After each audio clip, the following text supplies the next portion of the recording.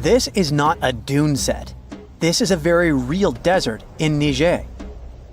Jado was probably built by the nomadic Sao people and is filled with ksars, which are fortified houses made of salt and clay, with giant walls and secret passages. Located deep in the desert, it was once a vital stop for trans-Saharan caravans, but is now a hotspot for smugglers and bandits. The site has been off-limits since 2002 due to its dangers. The origin of the ksars remain a mystery. No archaeological studies have been conducted, leaving many questions unanswered. Even today, shifting sands reveal and conceal parts of these ancient ruins, fueling local speculation about what might still be hidden beneath the desert. Speaking of connective tunnels, scientists were blown away by the discovery of lava tubes in Saudi Arabia. These underground passages form when molten lava cools down. Researchers believe that ancient nomadic groups may have utilized these tunnels to survive the super harsh desert climates. While excavating the tunnels, archaeologists uncovered artifacts, rock art, and skeletal remains. The art and animal bones show that the people who used the tunnels were probably sheep and goat herders. They're still piecing together whether these groups lived in the tunnels for extended periods or just used them as temporary shelters. The Great Pyramid of Giza has been standing for thousands of years, but it's still hiding secrets. Using special scanning technology, scientists found two hidden structures under an ancient burial ground. The first is a shallow L-shaped structure, and below it is a much larger space that could be a final resting place or a chamber. The smaller structure was filled with sand on purpose, while the deeper one might be an empty chamber. Experts believe the two are connected, possibly as an entrance leading to a secret chamber. This is big news because it might give us some more insight into who built the pyramids and why. The world is full of ancient writing, but some messages refuse to give up their secrets, like the mystery of the Bashplemi tablet. This unusual stone, pulled from a lake in Georgia, is covered in symbols no one can read. Even with modern technology, experts are completely stumped. The tablet is about the size of a book, with 60 symbols carefully carved into its surface, but 39 of them don't match any known language. Some resemble scripts from ancient civilizations in the Middle East, India, and Egypt, but none are an exact match. To make things even trickier, part of the tablet is broken off, meaning a piece of the puzzle is missing forever. To rule out a hoax, scientists studied the tablet closely. They confirmed it's made of vesicular basalt, an extremely tough local rock. Whoever carved these symbols must have been really skilled. Based on similar archaeological finds, experts believe the tablet could date back thousands of years, possibly to the late Bronze or early Iron Age. Some symbols repeat, which could mean they're numbers. Maybe it's an inventory list, a record of battles, or even an offering to the deities.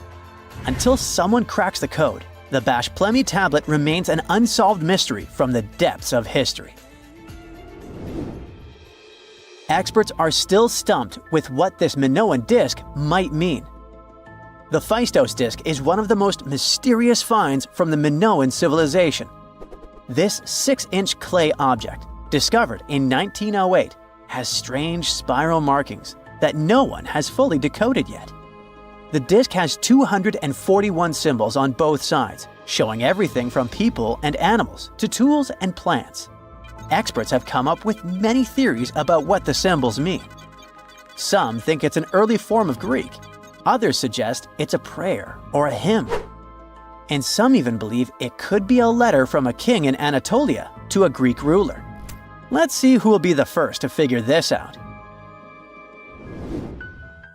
It's always a fun day at an archaeologist's office when they find something as big as a 2,000-year-old marble head. A French archaeologist mission went digging inside an old medieval house near Alexandria in Egypt and found a statue's head depicting an old, possibly ill man. This statue dates from the last Egyptian dynasty before it became part of the Roman Empire, and the site where it was found is associated with the likes of Cleopatra and Mark Antony. For archaeologists, even the smallest finds at this site means a lot. You've heard of Lucy, right? The Australopithecus that was an early ancestor for us humans. Well, scientists found some of her species' footprints somewhere in Tanzania. The so-called Laetoli footprints are over 3 million years old. The trail stretched 88 feet and has about 70 footprints, left behind when a bunch of early humans walked across some wet volcanic ash. What's cool is that these early humans were already walking on 2 feet, like us, not all hunched over like apes. The close spacing of the prints shows they probably had short legs and a shorter stride than we do today. In an ancient Egyptian temple, archaeologists uncovered a shrine unlike any other, a place dedicated to falcons and 2 mysterious deities. One deity had a falcon's head, while the other wore a crown with a sun disk and cow horns. But the most baffling discovery was an inscription that read, "It is improper to boil a head in here." At the heart of the shrine, there are 15 headless falcons carefully arranged on a pedestal, likely as offerings to the falcon-headed deity. One theory suggests the birds were boiled first, perhaps to pluck their feathers, before being placed in the shrine, following the strange rule carved into stone. Archaeologists also found a 13-inch iron harpoon nearby. Its true purpose remains unknown, although the shrine also held remains of fish, mammals, and bird eggs, suggesting that the rituals may have included feasting. And speaking of ancient Egypt, meet Hathor. Scientists named her after the ancient Egyptian deity of motherhood, music, and singing. This wooden statue, housed at the Metropolitan Museum of Art, was thought to be just a beautiful artifact, until a surprising secret was uncovered. Using an X-ray machine, experts found a mechanical operating system inside it, with pulleys and axles connecting her shoulder to her left leg. When activated, the system made her hand raise and lower, an engineering marvel from over 3,000 years ago. The statue was created during Egypt's Middle Kingdom, around 1800 BCE, and is often compared to 19th century automata due to its advanced design. It's believed the statue was used in religious ceremonies, symbolizing Hathor's role in dance and music.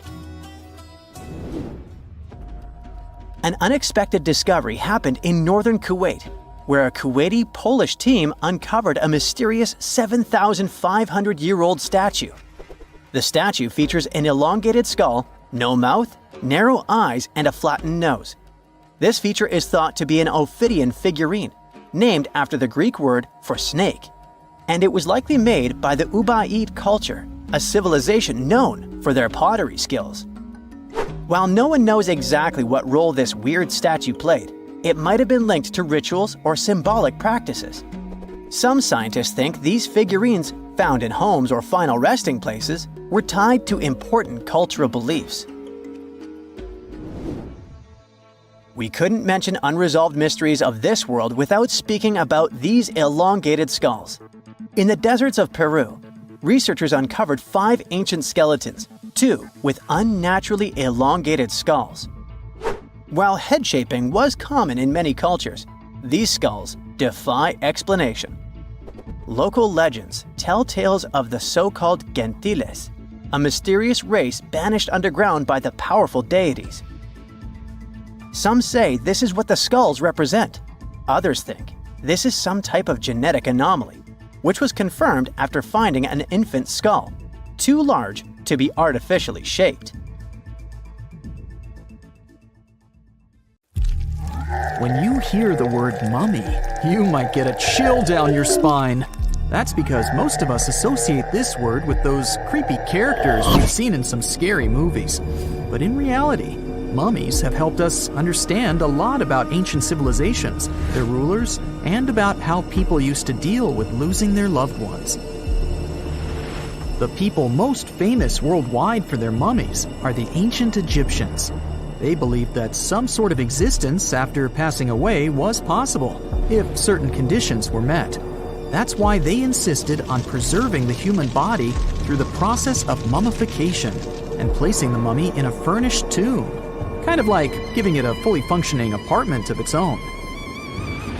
Why did they believe in this? Well, because they were deeply connected to their natural environment for the most part. They saw the natural cycles around them, like how the sun rose every day, followed by the moon, or how new life was always sprouting from plants, even after they had wilted away.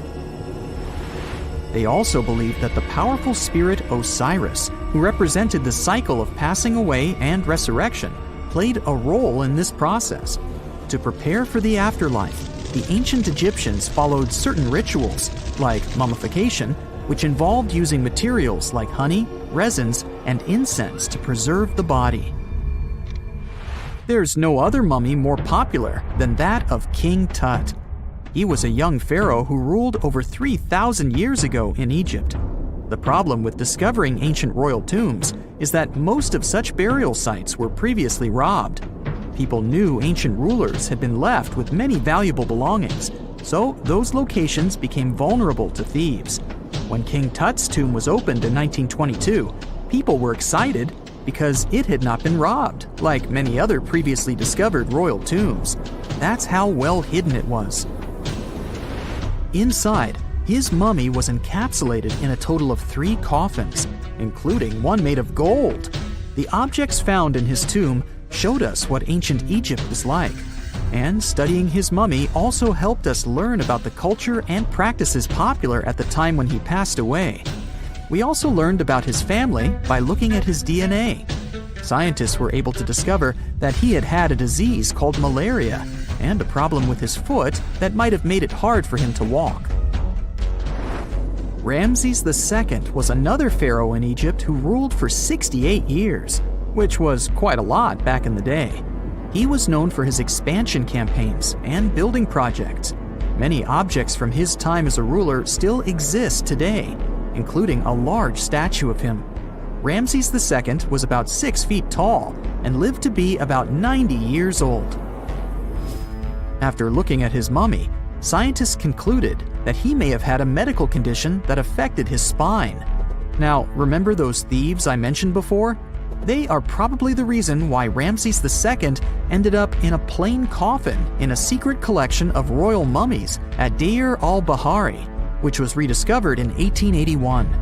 Thankfully, archaeologists were able to identify him because his journeys had been recorded on his wrappings.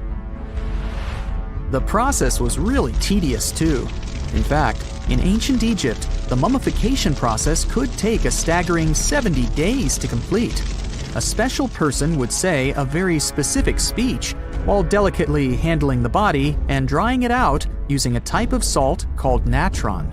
They also used linen and resin to make the body look more lifelike and to wrap it in cloth.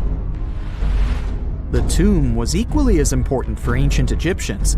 The walls of King Tut's tomb, for example, were adorned with intricate artwork that depicted his journey to the afterlife, from his burial procession to his passage through the underworld. The ancient Egyptians believed that everyone made this journey after passing away, and they filled their tombs with items and paintings to help the person in their spiritual travels. Additionally, the walls of the tomb were decorated with spells from a special book, which contained a collection of poems that the Egyptians believed would help people reach the afterlife. And speaking of how important this journey was, people also placed food in these ancient tombs. In King Tut's tomb, archaeologists discovered 36 jars of vintage beverages and 8 baskets of fruit, which were believed to be left there to help him in his journey to the afterlife. The Egyptians believed that traveling to the afterlife took a really long time, so they left a lot of supplies, such as food and water, to sustain their loved ones. Pharaohs also generally had numerous luxurious garments and beautiful jewelry in their tombs to ensure that they would have a fashionable journey. These items included various types of linen clothing, such as tunics, scarves, gloves, and headdresses. as well as a lot of gold jewelry with precious stones, like bracelets, buckles, pendants, necklaces, rings, and even precious depictions of insects for protection. Some were also deposited with fans made from ivory and ostrich feathers to keep them cool in the afterlife. Some ancient rulers were even placed in their forever apartments along with boats. For example, Pharaoh Khufu built the Great Pyramid at Giza as his tomb, and a large ship was found inside. King Tut, however, was buried with multiple boat paddles, but no actual boat. Instead, he had 3 chariots and numerous walking sticks made of precious materials, perhaps indicating he'd rather travel to the beyond by land, not by water. Amongst the most interesting objects found near ancient mummies are bottles of oils and perfumes. If rulers were supposed to be fashionable, why not smell nice too, right? Also, some of them had some ancient kinds of board games, most of them made out of precious materials like gold or ivory. One of those games was called Senet. It was very popular amongst the ancient Egyptians and very similar to modern-day chess. The ancient Egyptians may have the most famous mummies out there, but they weren't the first to invent the procedure. In fact, it all started in South America with an ancient civilization named the Chinchorro. As far as we know today, these people were the first to mummify their loved ones that had passed away. They did it somewhere around 2,000 years before the Egyptians started their own rituals. Sure, we can tell a lot about ancient rulers by studying these mummies, but until recently, we had no idea what they really looked like during their lifetime. Not so long ago, though, some very special mummy paintings were found by archaeologists studying ancient Egyptian objects. These mummy portraits are highly detailed paintings of individuals that were made while they were still alive. Such paintings were often painted on wood, as opposed to the classical portraits we all know about, which are painted on canvas. They are known for their realism and beauty, and have even been used by researchers to diagnose diseases by comparing them to the corresponding mummies. Some of these portraits also include depictions of jewelry, which was later found on the mummies. The recent discovery of these mummy portraits in Central Egypt is significant, as it marks the first time in over a century that such paintings have been found. Mummies appeared all around the world naturally, too. Mummification can occur without people intervening because of natural conditions, like extremely cold or hot environments, places with a lack of oxygen, or accidental exposure to chemicals that preserve the body. These conditions don't allow bacteria to grow, resulting in the body remaining more or less intact. Famous Otzi was one of these mummies. We know today he was a man who lived around 5,000 years ago in Europe. But upon his discovery in the Alps in 1991, Austrian authorities initially believed that he was a modern mountaineer because of how well preserved the body was. However, after the Iceman was removed from the glacier, it was determined that he was actually from the Copper Age. What is a boat doing in the middle of a desert? You would expect to find a seagoing vessel closer to shore. This is the question archaeologists had been asking for decades. In 1988, there was a storm near one of the most important archaeological sites in ancient Egypt. A wooden structure emerged from the sand. It was hollowed out by termites. Scientists were determined to solve its mystery. In 2000, they began excavating the site near Abydos, Ubaid. An American team of experts soon discovered a boat that was 70 feet long, and it wasn't alone. In total, there were 14 boats neatly resting next to each other. It was impossible to completely dig out the boats because of their poor condition. Luckily, the wood was preserved enough to get a sample. Analyses revealed that the boats were around 5,000 years old, the oldest fleet in human history to this date. The time of their construction predates the pyramids at Giza by half a millennium. Each ship of the fleet rested in a vault that matched its dimensions. The room was roughly a third of the size of a tennis court. It had mud brick walls that featured more than 120 drawings of boats. Ancient Egyptians incised them on whitewashed walls that were excellently preserved. Scientists have known about these mysterious chambers for well over a century. 1901, 1902. A British archaeologist, Arthur Weigel, stumbled upon a strange structure west of the River Nile. His team caught a glimpse of the interior walls. Sadly, a section of the roof collapsed, so they had to call off further exploration. Researchers abandoned the site, but its location remained on the maps. The boat's position first led scientists to think that they rested on a bank of the mighty Nile. But there was a problem with this theory. Today, the river flows almost 7 miles west of Abydos. Further studies of the surrounding terrain showed the Nile didn't change its course throughout history. Also, if the boats floated near a dock, they would be in unstable positions. The 14 vessels at Abydos were perfectly parallel to each other. There was only one conclusion possible. Someone had deliberately placed them like that. They must have gone through a lot of effort. Each boat had enough room for up to 30 rowers. These vessels could really float. They weren't models, but scholars still don't know if they actually sailed any body of water in ancient Egypt. This doesn't diminish the importance of the find. Previously, archaeologists found only small-scale models. In King Tut's tomb alone, there were 35 boat models. For a long time, these figurines were the only clues as to how ancient Egyptian vessels looked like. The boat's design confirms that they were the real deal. They are the earliest surviving examples of something called built boats. Ancient people constructed primitive vessels by hollowing out large tree trunks. The alternative was reed that was tied together to form a raft. The boats at Abydos had planks tied together. This was a major breakthrough in shipbuilding. During their lifetime, the boats must have seemed impressive. Timber was a valuable commodity at the time. There was no wood in the desert. Cedar had to be imported from Lebanon. The only person who could afford such luxury was the pharaoh. Studying the area around the ancient fleet provided more answers. Scientists discovered a mud brick structure where Egyptians worshipped the pharaoh. Its approximate date of construction matches that of the wooden boats. The same bricks out of which this building was made were used to encase the fleet.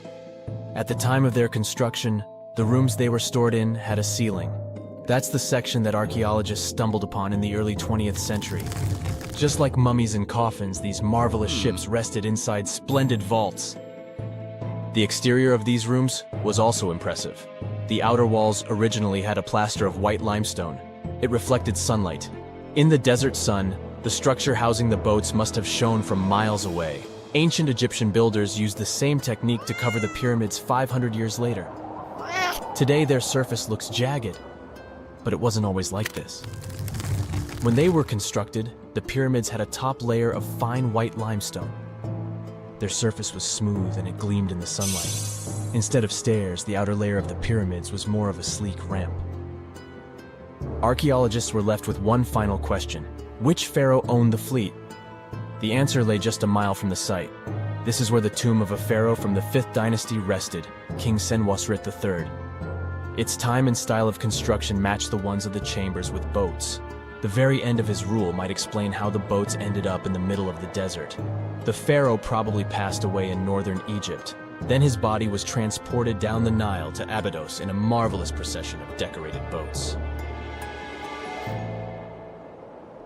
The vessels were later lowered to chambers near the final resting place of their owner. This had a symbolic meaning. In the ancient Egyptians' belief system, ships played a key role. Their supreme deity was Ra. He traveled through the sky during the day in the form of the sun. At nighttime, he sailed through the netherworld in a solar boat. The pharaoh identified himself with Ra. That's why he needed boats in the afterlife. That was the only way to regenerate himself. Just as the sun rises every day above the horizon. This belief existed for thousands of years. The more famous Pharaoh Khufu also had a ship. Scientists found it in 1954 next to his pyramid at Giza. It is some 4 centuries younger than the fleet at Abydos, but Khufu's ship was almost 2 times longer. The Great Pyramid of Giza and King Tut's tomb are some of the most famous archaeological finds in Egypt. But there are many more secrets hiding beneath the endless sands of the Sahara Desert. Recently, 2020, archaeologists found a lost city there. They have labeled it as the most important discovery since King Tut's tomb, 1922. The city of Aten is some 3,000 years old. Historians hope it will give them a unique insight into the everyday life of ancient Egyptians. The famous archaeologist and Egyptologist Zahi Hawass proclaimed the site a lost golden city. Aten sits some 300 miles south of Egypt's capital, Cairo. It is close to the famous Valley of the Kings. Archaeologists first found sections of mud brick walls that spread out in all directions.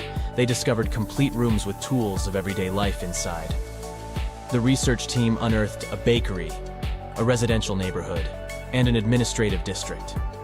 They all date back to the time when the Egyptian civilization was the wealthiest in its long history. They were also the first to make objects from iron. In 1911, scientists found a set of iron beads near a village in Lower Egypt, El Girza. These are the earliest known iron artifacts. The discovery is literally out of this world. Ancient people made them by beating into shape a piece of a meteorite. The 9 beads were once part of an ornate necklace. They are now blackened and corroded, which is perfectly normal for a piece of jewelry that is over 5,000 years old. They consist of an iron-nickel alloy. Researchers were impressed by the skill of ancient jewelers who processed the beads. Their craftsmanship is more impressive when you think that they didn't know the stellar origins of the material. The Great Pyramid of Giza also has a remarkable feature. An international research group investigated the electromagnetic response of the structure to radio waves. They found that the pyramid has the ability to concentrate electromagnetic energy inside it. This occurred inside its chambers as well as under the pyramid's base. It contains an underground, unfinished chamber. It seems that the electromagnetic response is connected with the properties of limestone, the Great Pyramid's main building material. The research results might have a practical application. The way solar cells and nanosensors function could be improved by this remarkable find. You have heard about Nikola Tesla. You have definitely heard about the Great Pyramids in Egypt. But what if I told you that Tesla may have probably uncovered the ancient mysteries surrounding the pyramids? Wait, what? Is this a crossover episode? Nope. It's highly probable that the secrets of the pyramids are hidden in plain sight. But first, let's recap what we know about the pyramids. What's so mysterious about them? I mean, they are just old quirky buildings, aren't they? One of the biggest questions is how they were built. Some people think that the pyramids were created by people using only their hands and muscles. But others think that there might have been some kind of crazy energy source that we don't know about yet. Like, what if aliens helped out or something? Just kidding. But this idea of some unknown energy source being used to build the pyramids has been around for ages. Even in old texts, like the pyramid texts, it talks about how the gods gave us something to build a great power. So maybe there was something really powerful and mysterious going on back then? Who knows? Back in the early 1900s, he got obsessed with the Great Pyramids of Egypt. He read numerous books about these ancient structures and was blown away by how much energy they seemed to have. At that time, not many people knew much about electricity, and Tesla started to wonder if there was some kind of advanced tech hidden in the pyramids. He had an idea that the power of the pyramids had to do with electromagnetism, and he put a lot of time and effort into trying to figure out the mystery. Tesla had some pretty unusual theories about the Great Pyramids. He thought that they could actually store and move electricity, which could then be used to power up the areas around them. He also had this theory that the pyramids were built using some kind of crystal energy. He believed that the chambers inside the pyramids could have these super powerful crystals that could control the electromagnetic fields. But that's not all. Tesla also had this idea that the materials used to make the pyramids had properties that allowed them to trap energy from the sun and the moon. And not just a little bit of energy. He thought that the pyramid could actually create this massive energy field that could light up whole cities or even brighten up dark places. He thought that the pyramids could be used as giant power plants to generate electricity and run machines. Tesla even believed that the pyramids were somehow linked to cosmic energy, which could be used for spiritual enlightenment and healing. How very new age of him. Anyway, Tesla wasn't just pulling these ideas out of thin air. He was seriously into studying everything he could about the pyramids, from ancient artifacts and texts to hieroglyphs and drawings. And he came up with this idea that the pyramids were designed to be energy amplifiers, and some kind of unknown energy source was used during their construction.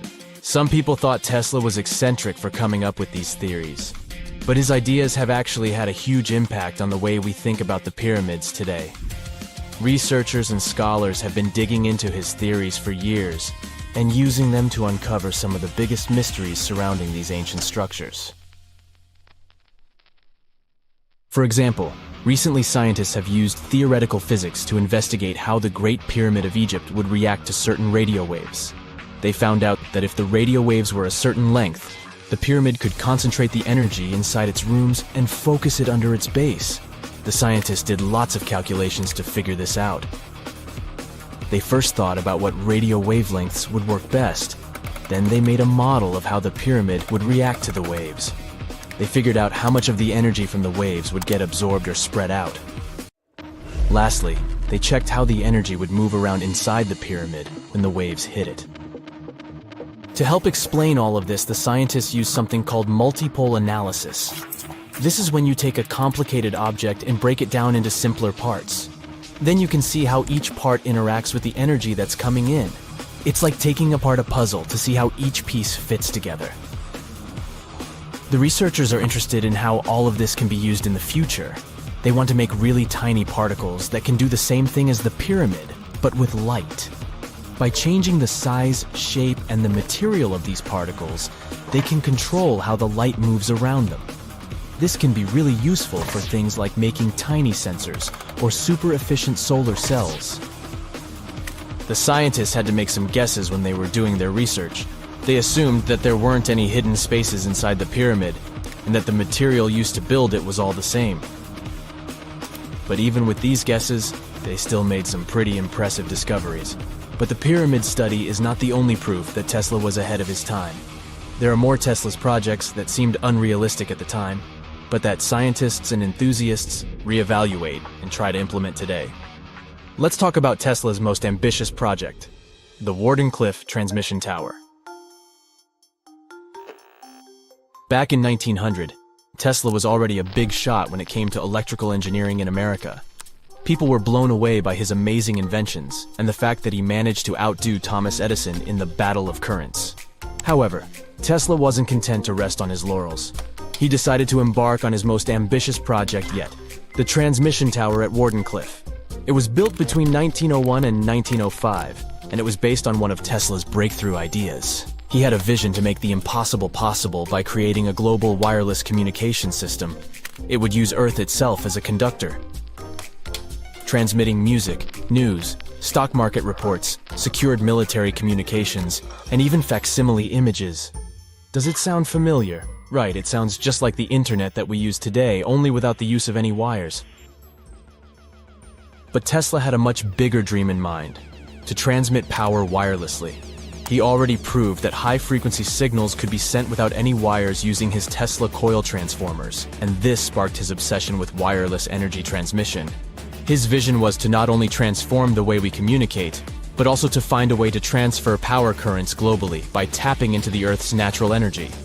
Tesla believed that there was an abundance of free energy all around us that could be used for humanity's benefit. In 1899, he conducted some top-secret experiments and got convinced that it was possible to transmit electrical power through the Earth's upper atmosphere. This is actually how the Wardenclyffe Tower was created.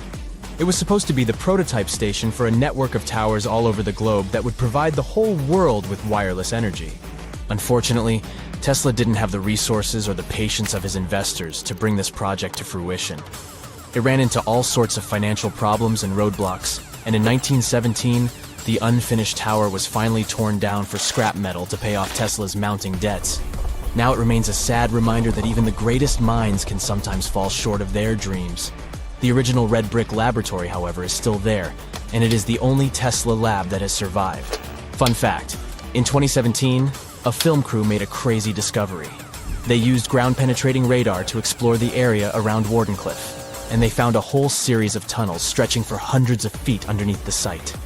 Nobody knows exactly what these tunnels were used for, but people have been speculating for years that they were part of Tesla's grand plan. Wardenclyffe, of course, is a major landmark for Tesla enthusiasts from all over the world. Who knows? Maybe someone will finally crack the mystery of the tunnels one day. But even if they don't, the legacy of Tesla and his amazing ideas lives on. Listen to this.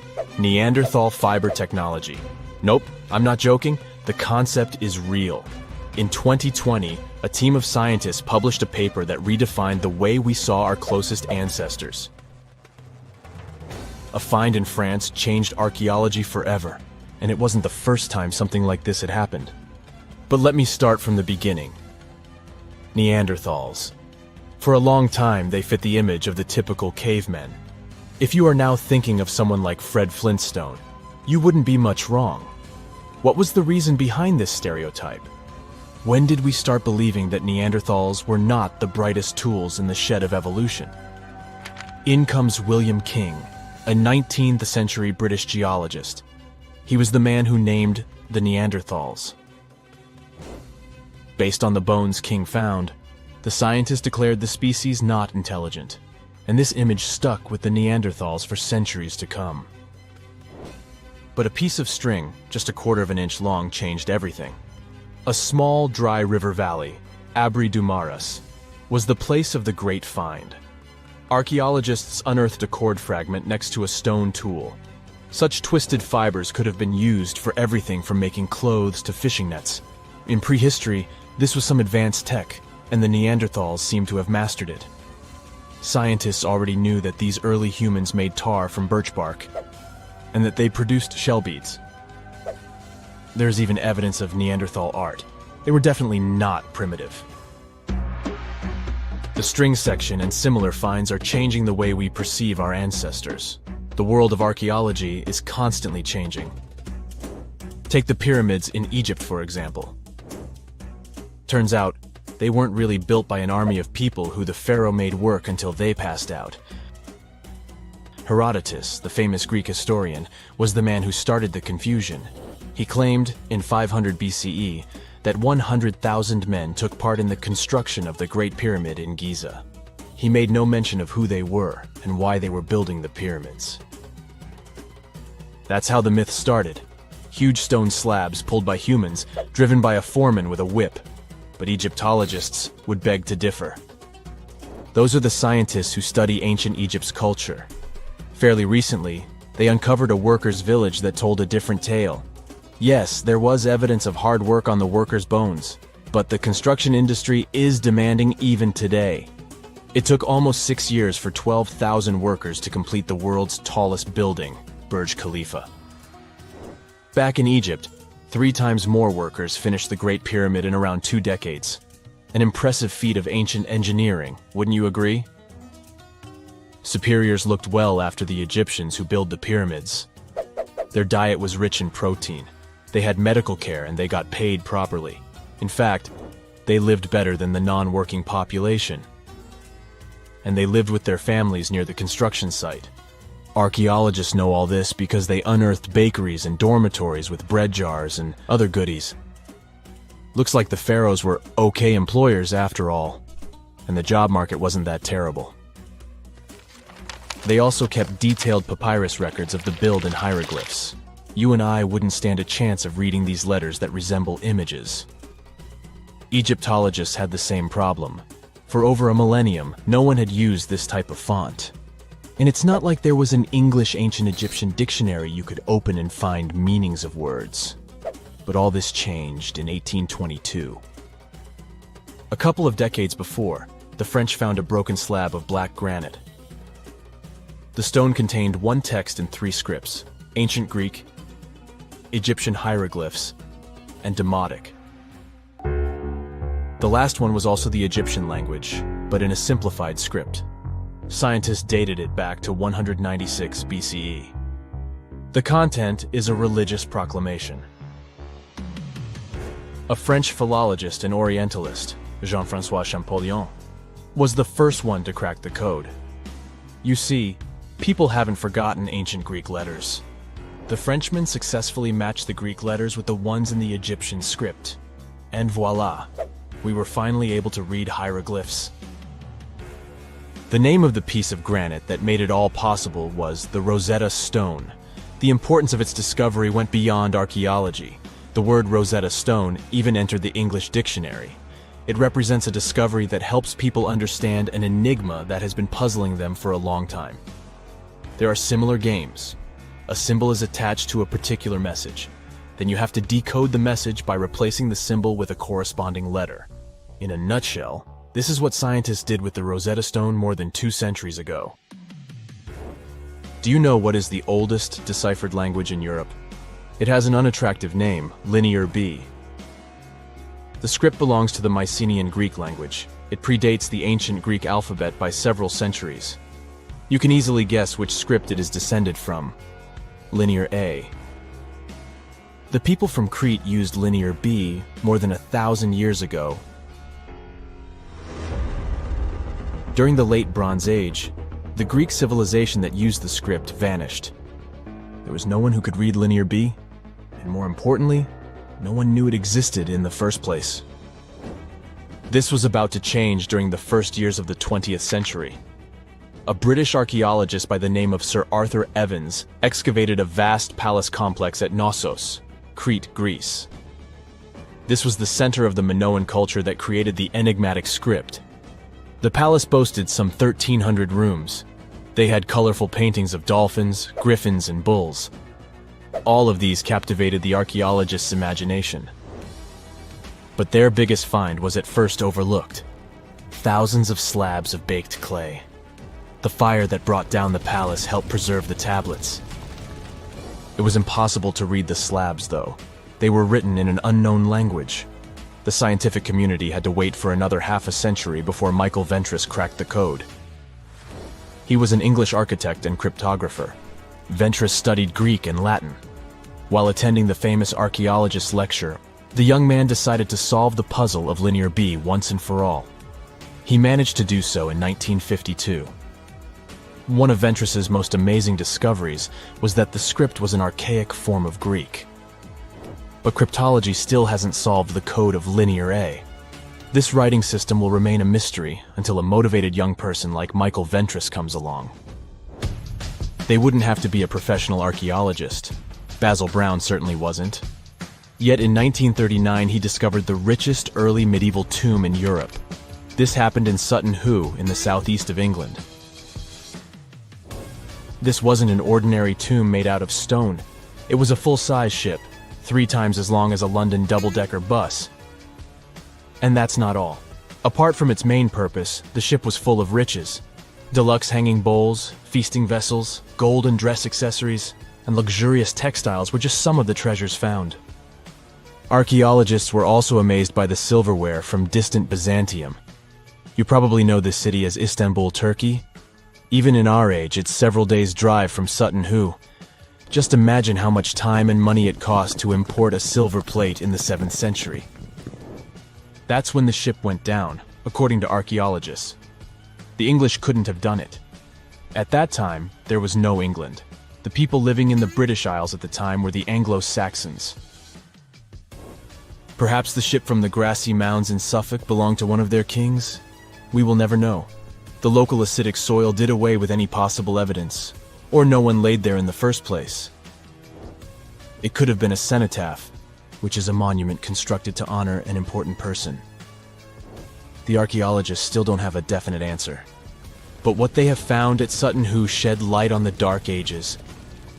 Before the discovery of the ship, they knew little about what had been going on in Britain after the Romans left. Now, the image of the early Anglo-Saxon society was much clearer. Perhaps the English soil will be the site of the next great breakthrough in archaeology. It's 1898, and you're taking part in excavations in Saqqara. This place, not far away from Cairo, is full of ancient tombs and pyramids. You're in your Indiana Jones mood and hope to find something really phenomenal to become famous. Gold, manuscripts, treasure maps, mummies of famous pharaohs. Wait, a wooden bird? You're really disappointed as it looks like a regular toy. An old one, but still. Little do you know that years later, someone would propose that your bird was actually an ancient monoplane. So the artifact, nicknamed the Saqqara Bird, is made of a sycamore tree. The birdie has a wingspan of just 7 inches and weighs around 40 grams, A perfect original souvenir from Egypt, I would say. It's over 2,000 years old and looks pretty plain, without any carvings of feathers or other intricate ornaments. It has a beak and eyes though, which makes our find look like a hawk, the emblem of the deity Horus. Its tail is rather unusual as it's squared, looks weirdly upright, and it seems like the sunken part of it was the place for a now missing piece. Humans love solving a good mystery, so there have been several attempts to explain the use of the birdie. First, quite simply, is that it was a ceremonial object. The second idea is that it was a toy for a child from some well-off family.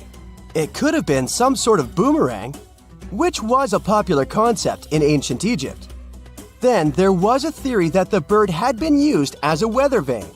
But this one has been debunked as the figure doesn't have any holes or markings, except for the one made at the museum in Cairo to fix the exhibit on a stick. So there was no way to hang it in the past. Almost a century after the bird was found, Egyptologist Dr. Khalil Masiha proposed a new theory that it could have been a model of a monoplane. He believed the bird was missing a horizontal tailplane. Otherwise, it had its wings set at a right angle, similar to that of modern planes. It could have worked to generate the aerodynamic lift necessary for flights. Dr. Masiha also claimed that it was common at that time to place miniature models of technological inventions in tombs. So, did the ancient Egyptians really invent the plane in 200 BCE? That would make the Wright brothers, who are considered the inventors of aviation, really upset. They made one of their first flights only in 1903. There's just one way to know for sure, and that is to test the model. But you know, the ancient museum in Cairo would unlikely let one of their cherished exhibits fly around like a toy. That's why glider designer Martin Gregory built a similar model, this time of balsa wood, and concluded that even with the missing tailplane, the plane wasn't much of a flyer. Case solved? Not really. This didn't sound convincing enough to the History Channel, so they invited an aerodynamics expert to build another replica of the bird. He tested it in weather conditions similar to those in Egypt and was impressed with the little plane's abilities. So, if they did invent the prototype of a plane back in the times of pharaohs, it would be a good example of an oupart.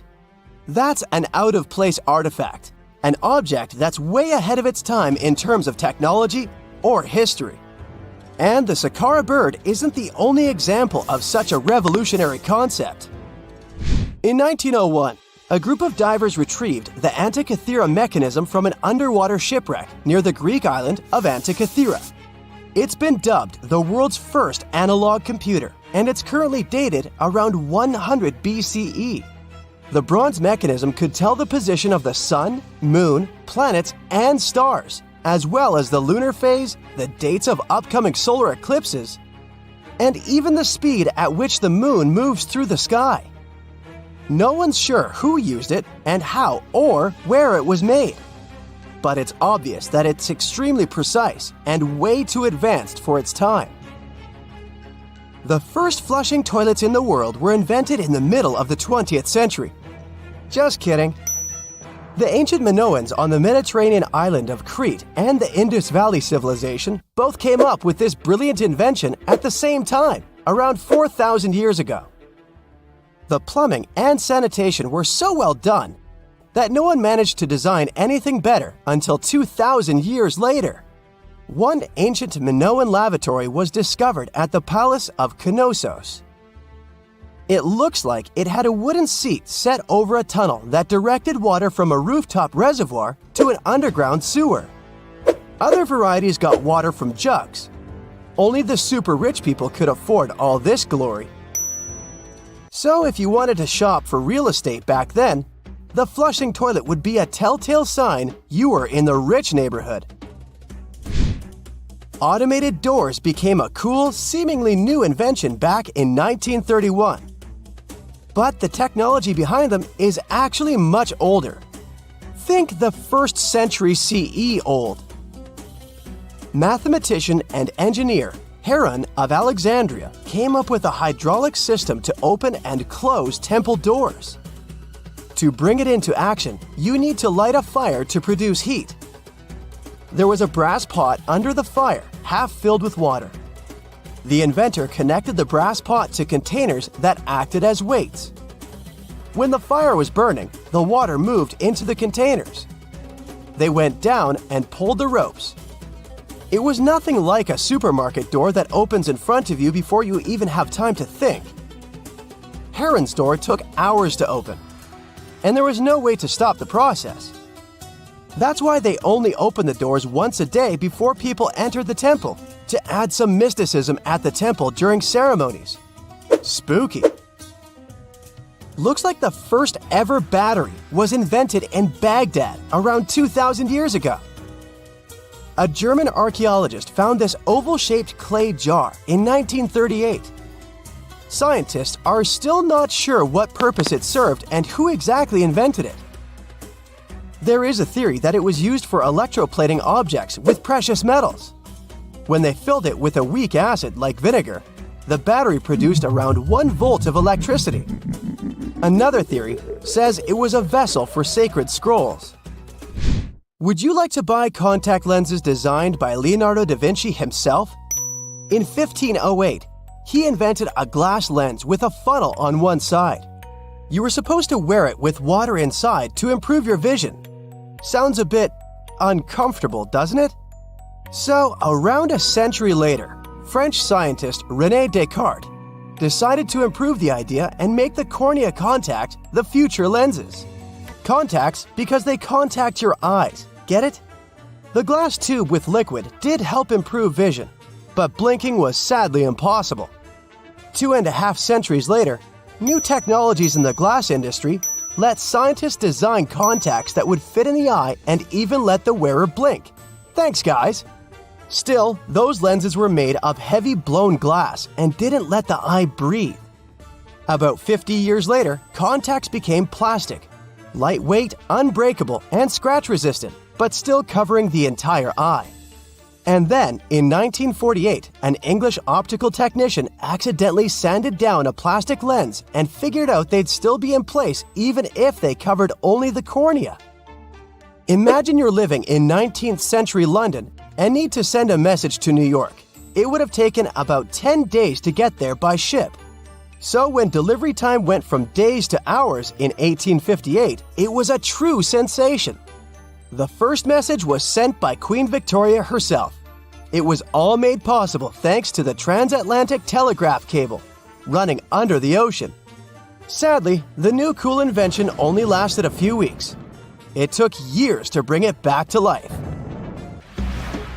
Before we get into the reason why and how there are pyramids all around the world, let's talk about some of the examples. I'll start with the Pyramid of the Sun in Mexico. These folks really knew how to build a city.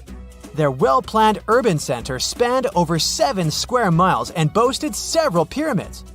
But the Pyramid of the Sun is the most impressive.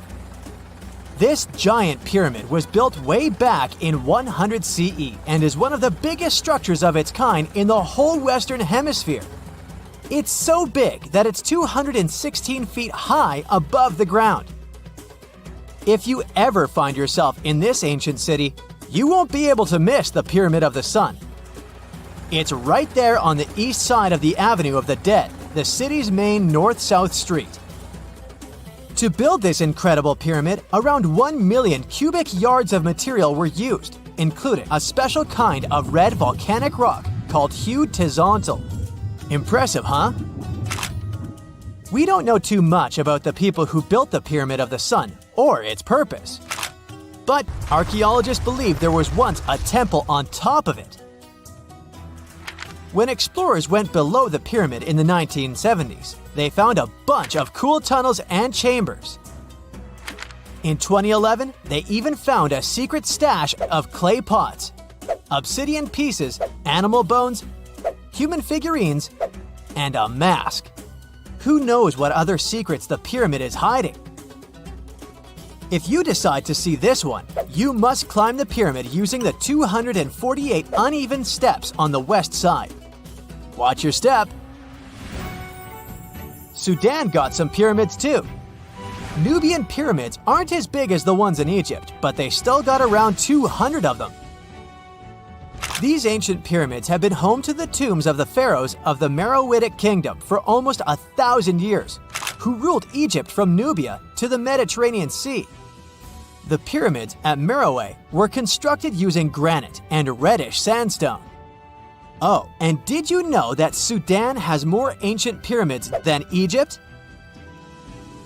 The Kushite pyramids depict the indigenous architecture and burial traditions of Nubia's Napata and Meroe kingdoms, which ancient Egypt influenced.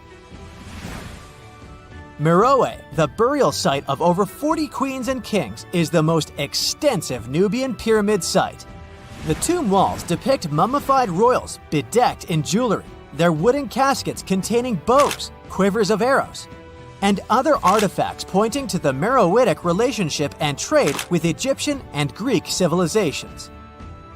So if you're looking for some ancient tombs to explore, you may consider skipping the crowds in Egypt and heading on down to Sudan. Let's fly to Iraq to see some more pyramids. Ziggurats have fancy receding layers and tiered temples. Instead of a smooth exterior, it has tiers like a cake. Perfect for all the important work and rituals that went on inside. You can find these towering structures scattered throughout Iraq and Iran, and they're a real testament to the power and skills of the people who built them. One of the biggest and most impressive ziggurats is the Ziggurat at Ur. It's basically a giant rectangular pyramid that stands a whopping 70 to 100 feet tall, with 3 levels of terraces and a temple on top. Can you imagine how many baked bricks it took to build that thing? Try 720,000 for just the lower portion. This particular ziggurat was built for Sumerian king Ur-Nammu. Similar to other ones, this pyramid has been around for thousands of years, so it got a little rough around the edges. Thankfully, the Babylonian king Nebuchadnezzar II and some archaeologists came to the rescue in the 6th and 20th centuries respectively. And now, you can find this near Talil Air Base. The ziggurat at Ur was built in 2100 BCE by King Ur-Nammu for the moon deity Nana. It was the tallest building in the city, and you could see it from miles around. It was like the medieval cathedral spire of its day. People would come here to bring their agricultural surplus and get their food allotments and seek spiritual nourishment. Sadly, the Nana temple at the top of the ziggurat didn't survive, but we do have some blue glazed bricks that may have been part of its decoration. The lower parts of the ziggurat are pretty amazing though. The architects even included holes in the temple's baked exterior to let the water evaporate from its core. Since we explored some of the pyramids on our planet, let's take a broader perspective. They can be found in many parts of the world. Egypt has over 100 pyramids, double that number in Sudan, and dozens of others are scattered in the Middle East and China. The Americas have the most pyramids in total, with more pyramids than the rest of the world combined. These pyramids are located in Mexico, Guatemala, Honduras, and El Salvador. Time to know more about the evolution of pyramids through history. The oldest pyramid is in Egypt. This pyramid was a step pyramid, which was created by placing one layer of stone on top of another. The pharaoh Sneferu is credited with creating the pyramid shape we recognize today. During his 45-year reign, he built 3 pyramids. His first 2 attempts failed, but he finally got it right with the Red Pyramid, which is considered the first true pyramid. It was Sneferu's son, Khufu, who built the Great Pyramid of Giza, which was the tallest human-made structure on Earth for almost 4,000 years. Latin American pyramids are similar to early Egyptian step pyramids, but they were built independently with no knowledge of each other. The pyramids in Sudan were built around 700 BCE and are tall but much narrower than those in Egypt. How in the world did all these civilizations build these things without even texting each other? After all, the Aztecs, Mayans, and ancient Egyptians were about as different as possible. But despite their cultural differences, they all seem to agree on one thing. Pyramids were pretty cool. Step pyramids are all around the world because they were the most feasible and stable way to build large and tall structures without access to lighter building materials like wood and metal. The triangular form with a square base is the best way to build a sturdy structure, and having a cube structure would require more material for less height.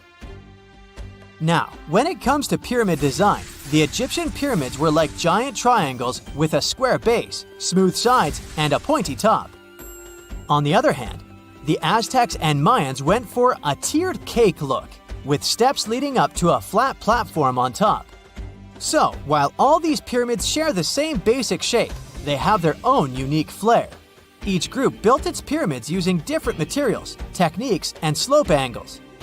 So while they may have been inspired by each other's work occasionally, they were just doing their own thing. Egyptian pyramids had smooth, angled sides that were designed to help the pharaoh's soul ascend to heaven. The Pyramid of the Sun was built over a series of caves that served as a passageway for the deities. The Maya built the temple of Kukulkan in Chichen Itza to honor the deity Kukulkan, usually represented by a serpent. Nicknamed El Castillo, it has 91 steps on each side, plus a platform. That's 365 steps, one for each day of the Mayan calendar. Tell me, Brightsiders, how were pyramids built? To begin with, humans made them, not a foreign race from space that landed on Earth. You see, one thing that all pyramids have in common is that they were built without advanced tools or even the wheel.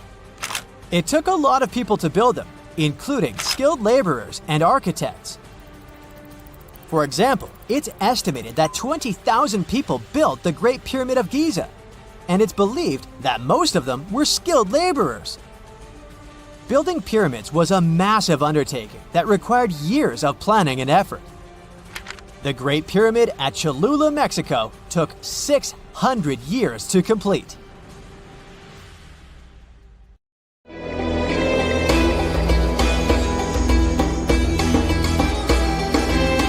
The Great Pyramid was created as the final resting place of ancient Egyptian monarch Khufu. According to legend, French leader Napoleon entered the Great Pyramid and came back out looking shaken and super pale. He never revealed what he saw inside, but whatever it was is said to have affected him for the rest of his life. When Napoleon entered the pyramid, he would have walked through a super tight and ascending passageway. He'd then go through another passageway, known as the Great Chamber. This corridor would have been much taller than the previous one, and would have cobbles too. He'd then reach the King's Chamber, the centerpiece of the Great Pyramid, which was lined with huge blocks of granite. But it wouldn't have looked as grand as we might imagine. There are no hieroglyphics decorating its walls, as Egyptians only began decorating the burial chambers of pyramids much later on. The pharaoh's tombs deep inside the pyramid would have also been filled with treasures, from chunks of gold to the world's most expensive jewelry. But this would have all been looted a long time ago. The only thing that probably would have been left in there would have been a huge sarcophagus, which would have once contained the king's mummy. He'd also have to walk past the queen's chamber. This room most likely didn't hold any queens though, as pyramids were usually only built for one person. There are mysterious tunnels leading from here. To this day, no one is really sure what they're there for. And that's not the only mysterious and creepy thing Napoleon may have encountered, as stories of pharaohs leaving ancient curses on pyramids go way back. Many pyramids had warnings written on the outside, telling of horrifying things that would happen to those who entered and disturbed the peace. We might not know what exactly Napoleon found in the Great Pyramid that scared him so much, but we know for sure what was found in Tutankhamun's tomb. Tutankhamun was an ancient Egyptian pharaoh who was only 8 or 9 years old when he took to the throne. He became a cultural phenomenon when his tomb was discovered almost completely intact in 1922. His pyramid sits in the Valley of Kings in Thebes, modern Luxor, which is in Egypt. Unlike the Great Pyramid, Tutankhamun's tomb was covered in beautiful wall decorations. The walls told the story of how he would travel to the afterlife through the underworld.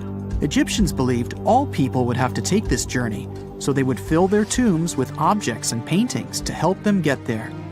There'd also be spells painted on the walls. They believed this would help people pass over to the next realm. The journey would be pretty long, and for that reason, the ancient Egyptians would also fill the pyramids with food. Tutankhamun's pyramid was filled with 8 fruit baskets. They even found something called gingerbread fruit in there. The rooms were jam-packed with furniture, statues, clothes, and staffs, amongst a whole bunch of other things.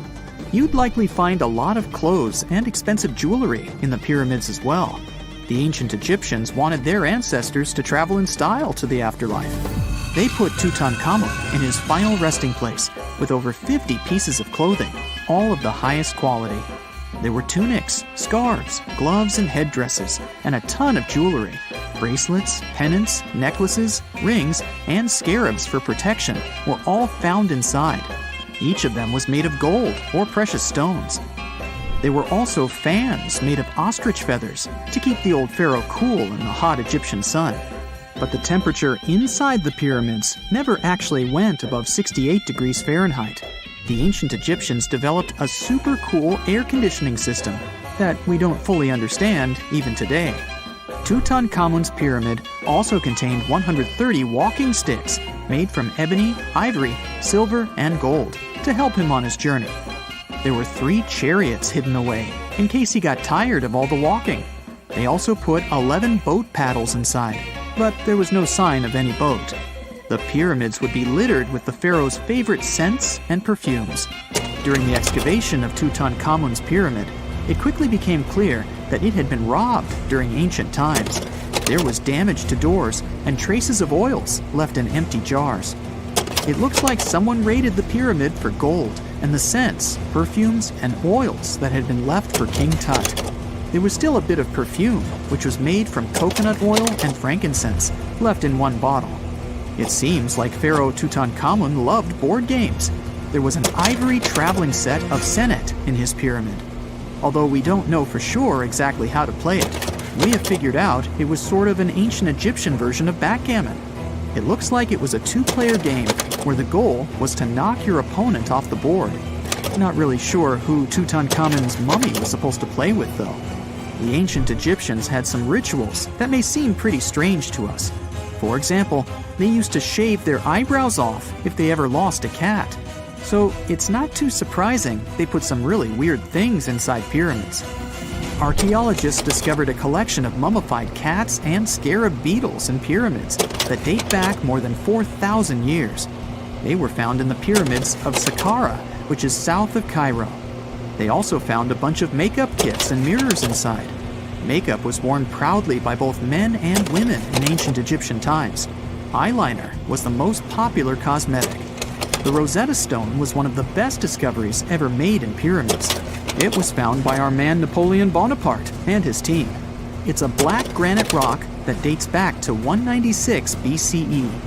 It's transcribed in Greek, Demotic, and hieroglyphic. When it was translated in 1822, we got the key to understanding ancient Egyptian hieroglyphics for the very first time. The discovery of Queen Hatshepsut's mummy in 1903 changed our understanding of the Egyptians forever. After she had passed away, her successor, Thutmose III, removed most of the evidence of her reign, so we basically knew nothing about Egypt's first great female leader. She's now gone on to become one of the few and most famous female pharaohs of Egypt. Pharaoh Khufu even had a fully fledged boat in his pyramid.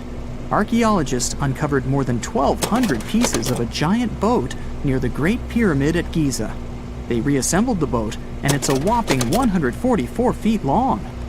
It's most likely a solar boat, which was designed to carry the resurrected king with the deity Ra.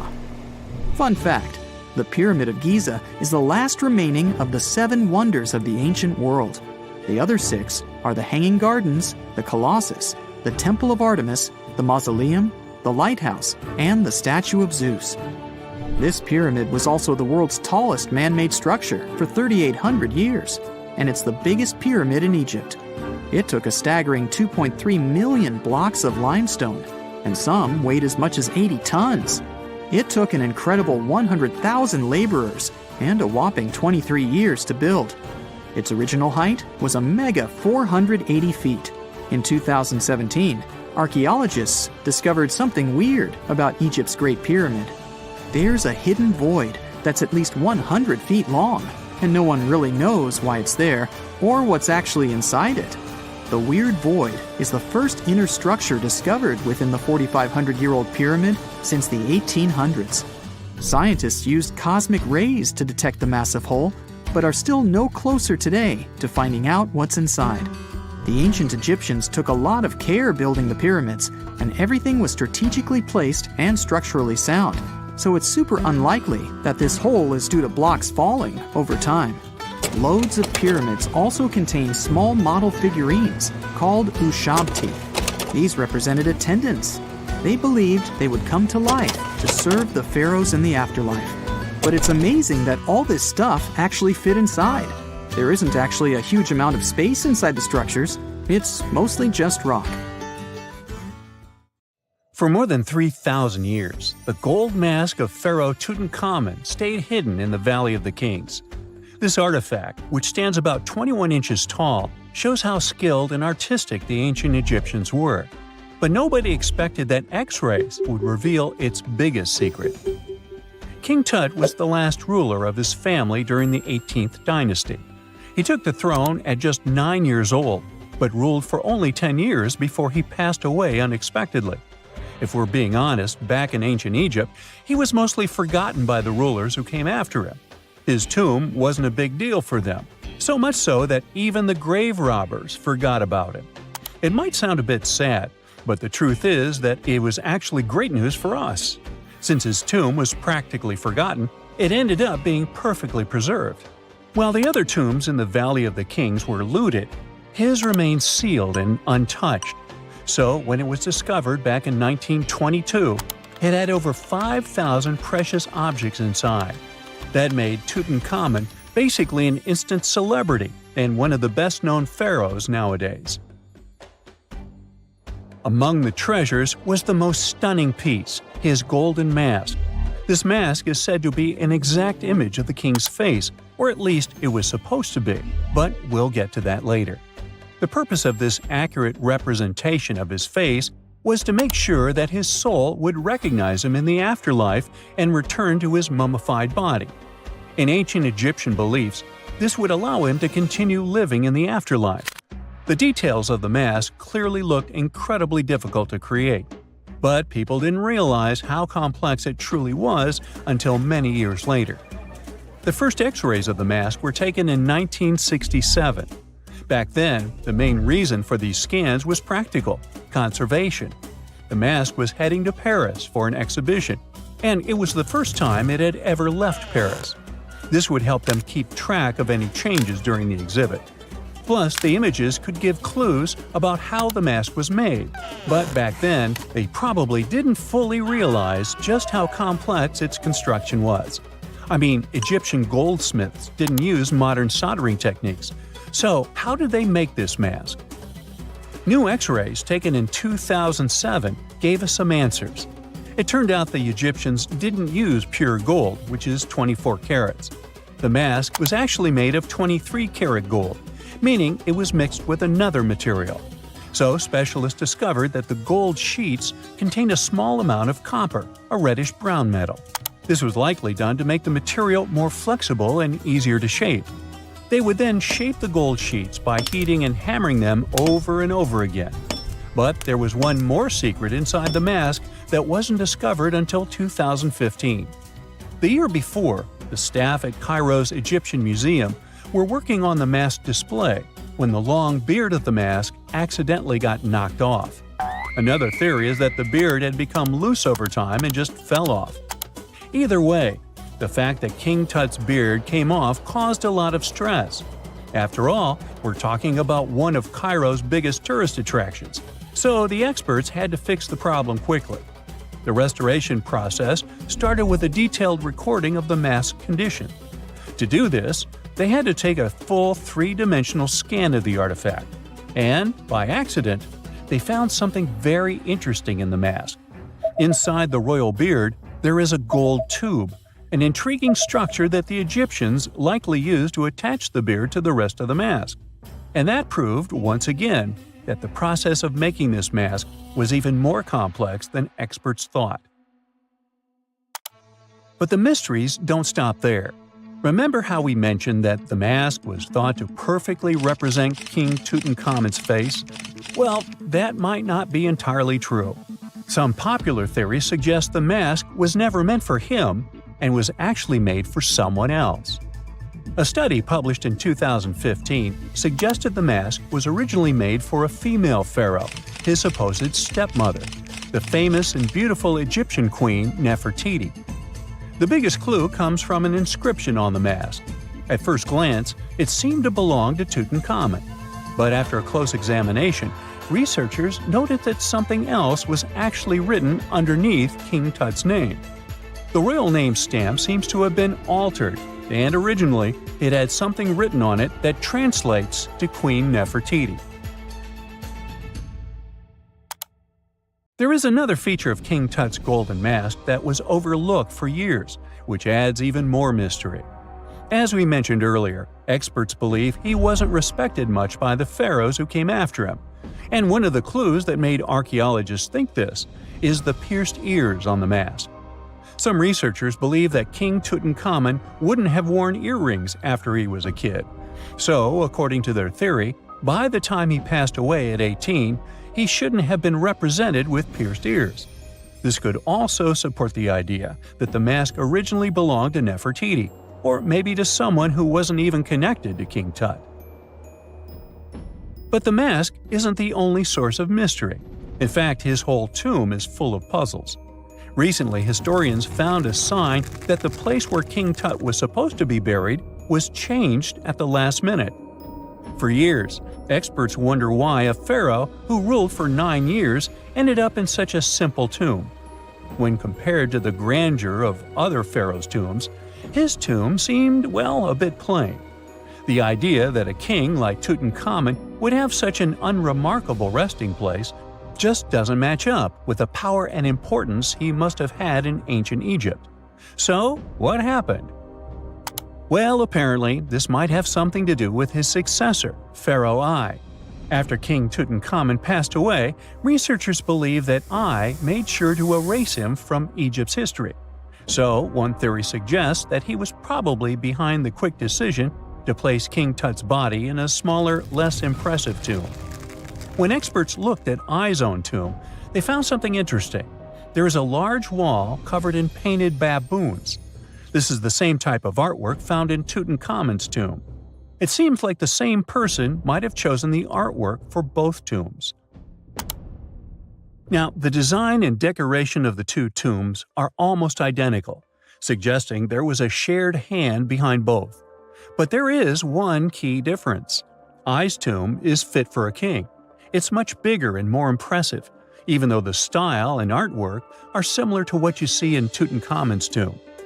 So the theory suggests that I decided what went into both tombs. Since Tut passed away unexpectedly at a young age, his grand tomb wasn't finished in time.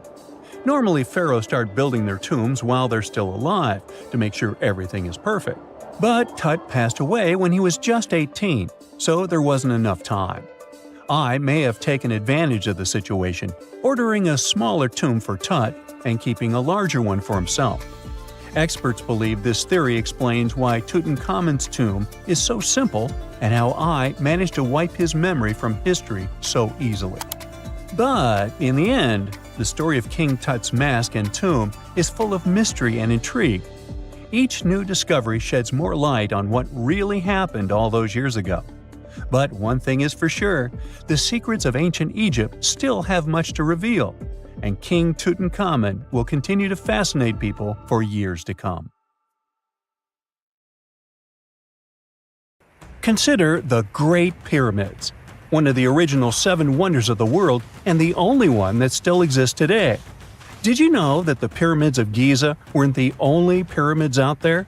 And they weren't even the first ones. First, there were the pretty good pyramids, but they didn't catch on. Nah, I made that up. Back to the story. In ancient Egypt, it was believed that kings were chosen by gods to serve on earth as their mediators. In the afterlife, they were expected to become gods themselves. The pyramid complex was built to make sure that the king had everything they might need in the afterlife. The complex included the pyramid, a palace, and temples. The tomb in the pyramid, where the king was buried, was filled with many things they might need, like furniture, food, and gold vessels. Actually, the first pyramid had been built 80 years before the first pyramid of Giza appeared. Overall, there were around 100 of them. Some weren't finished though, since the construction took a while and not every pharaoh lived long enough to see the end of the construction. And now let's talk about the construction itself. The biggest of the pyramids of Giza is as tall as a 40-story building. So how on earth did they manage to build a structure that massive 5,000 years ago, long before machines and other equipment appeared? Well, let's figure it out. So Pharaoh Khufu ascended the throne around 2575 BCE, and his architects started the construction of the oldest and biggest of the pyramids of Giza.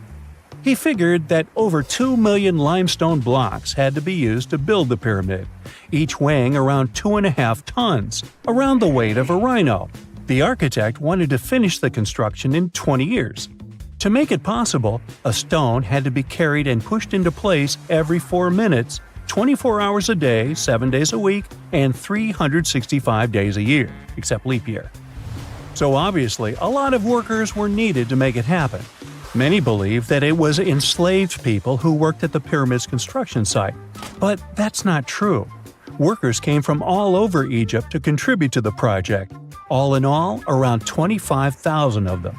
The Egyptians were doing all kinds of work, starting with manual labor and crafting tools to administrative work.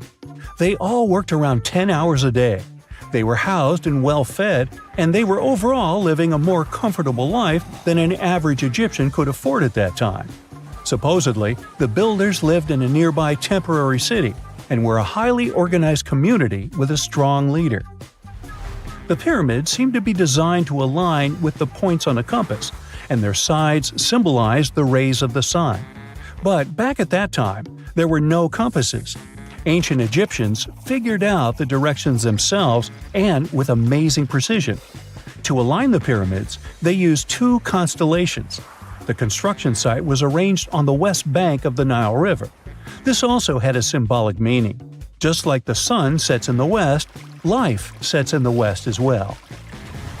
The second pyramid of Giza was for Khufu's son, Pharaoh Khafre. It's a bit smaller, but this one has the famous noseless statue of the Sphinx. Of course, originally it had a nose. I would tell you what happened to it, but it's still a mystery, and no one knows for sure. Sphinxes have the body of a lion and the head of a human. They were considered guardians of important areas. This famous sphinx, also pronounced sphinx, has the head of Pharaoh Khafre and is guarding his pyramid, facing the sunrise. The Sphinx is one of the biggest and oldest statues in the world. Originally, it not only had a nose, but was also painted. Scientists have discovered traces of the red color of its face. So, most likely, the Sphinx was painted red. There are also remains of yellow and blue color on its body. The statue definitely wasn't boring. Till around 1800, the Sphinx was buried up to its shoulders until an adventurer with a team of 160 men dug it out. But let's get back to the construction. The workers, of course, needed stone blocks. There were 2 main places where people could get these stones. One source was close to the construction site, but that fossil-lined yellow stone was only suitable for the pyramid's interior. The limestone blocks for the exterior were hauled from 8 miles away on 30-foot-long sleds. Apparently, it wasn't too hard to pull them. The sand mixed with the right amount of water was pretty slick, and 10 people could move a sled even with a rock weighing so much. Surprisingly, Cutting off a block of limestone wasn't the biggest problem. When in the ground, it was soft and could be split relatively easy. But after getting exposed to the air, limestone hardens. So the most difficult part was to shape the blocks. That step was crucial because the smallest inaccuracies could lead to the whole pyramid collapsing. So, okay, those limestones were mined, carried on a sled, shaped, and then what? How could they be put into place? Well, this is still a mystery. Archaeologists have discovered the remains of a ramp system that dates back around the time the pyramids were being built. So historians have come to the consensus that, most likely, the Egyptians designed a unique ramp system to move and pull huge stone blocks. The most common opinion is that there were several ramps around the pyramid. There probably was a central ramp with 2 staircases on each side of it built over the pyramid stones. The ramp was growing as the pyramid was getting higher. People might have been walking up the stairs, pulling up stones on wooden sleds. But this is just one of the options. Other experts say that the ramps were around the pyramid, and some say that the ramps were inside the pyramid. Maybe we will never know for sure, and it'll forever remain a mystery. The exterior limestone of the pyramid was polished with sand and stone until it gleamed. On top, there was a gold and silver capstone, which glimmered over Egypt like a second sun.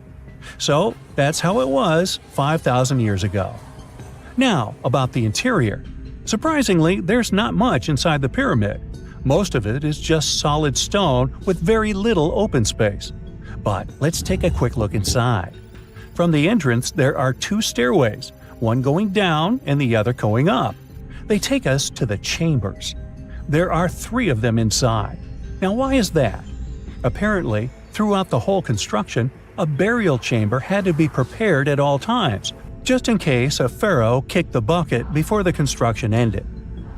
So separate chambers were built one after another as the construction progressed. The last of them was the main one. It's called the King's Chamber. It's the one where Khufu was resting. It's the biggest room at the very heart of the pyramid, and there's a big passageway leading to it. It was likely used as a kind of elevator to move granite up to build the interior.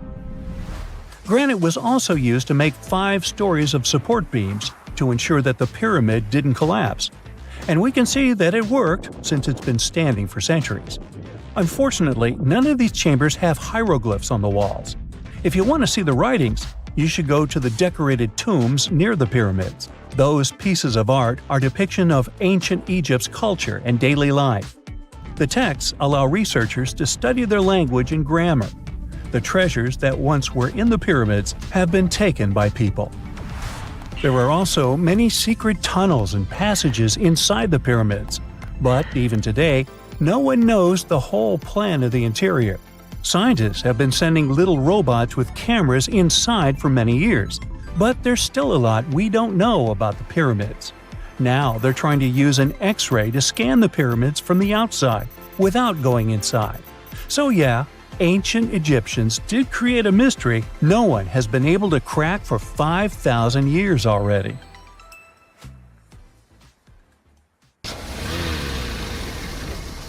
And now we're off to almost 5,000 years ago. Let me take you to ancient Egypt, where back in 2550 BC, guess what? The construction of the Great Pyramids of Giza started. People learned to build cathedrals and skyscrapers, but it wasn't until recently that these massive buildings appeared.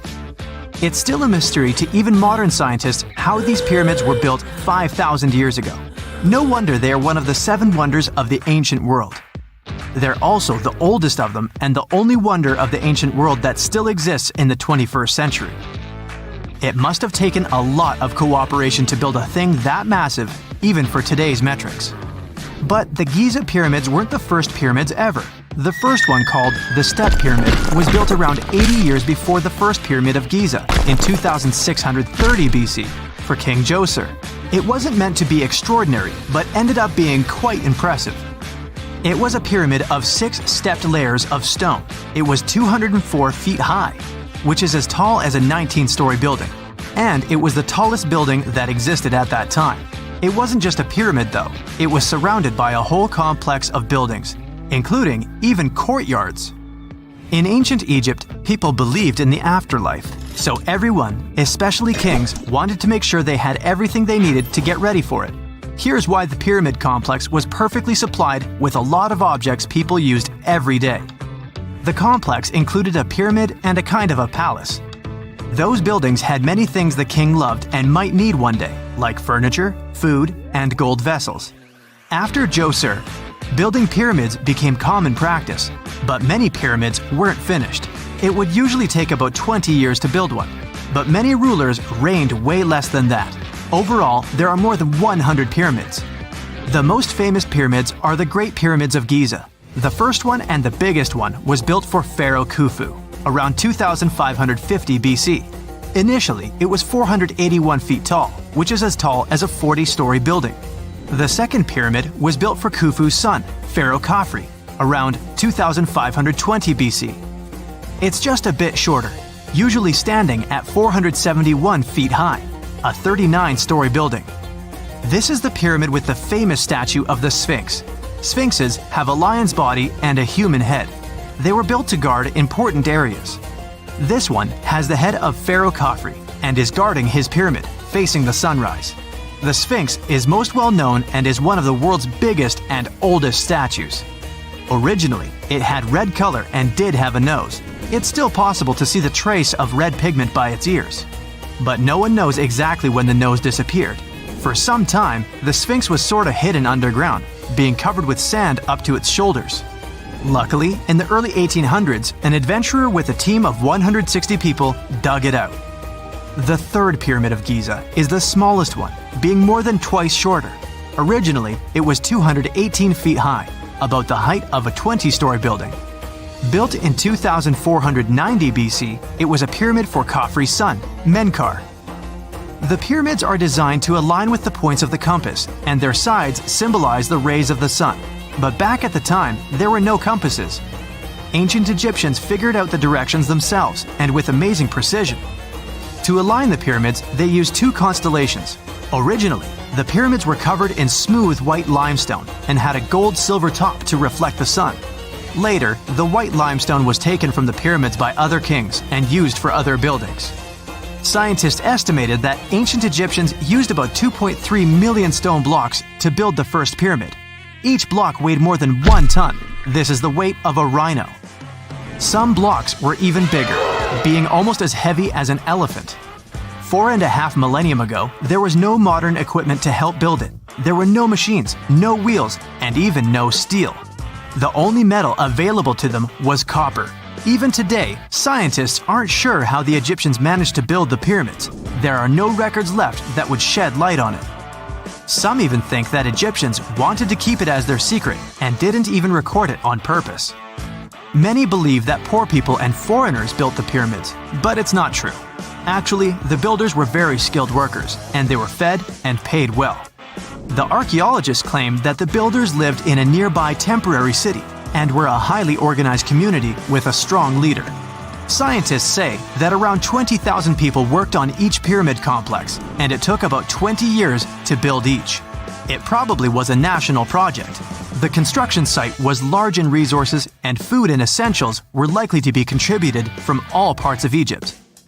Even with all that support, it remains unclear how people managed to cut, transport, and assemble those huge stones. One of the theories suggests the stones were most likely transported on boats down the Nile River.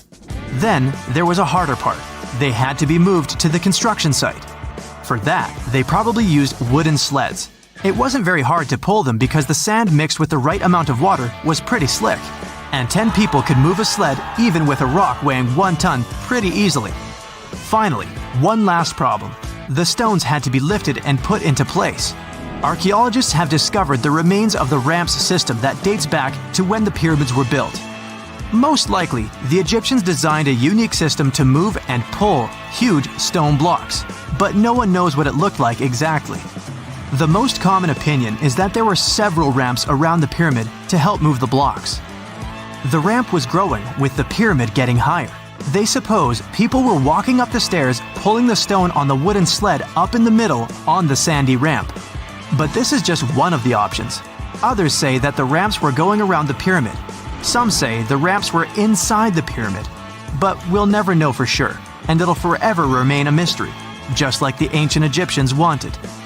Surprisingly, there's not much inside the pyramids. Most of it is just solid stone with very little open space. But let's take a quick look inside the biggest of the pyramids of Giza.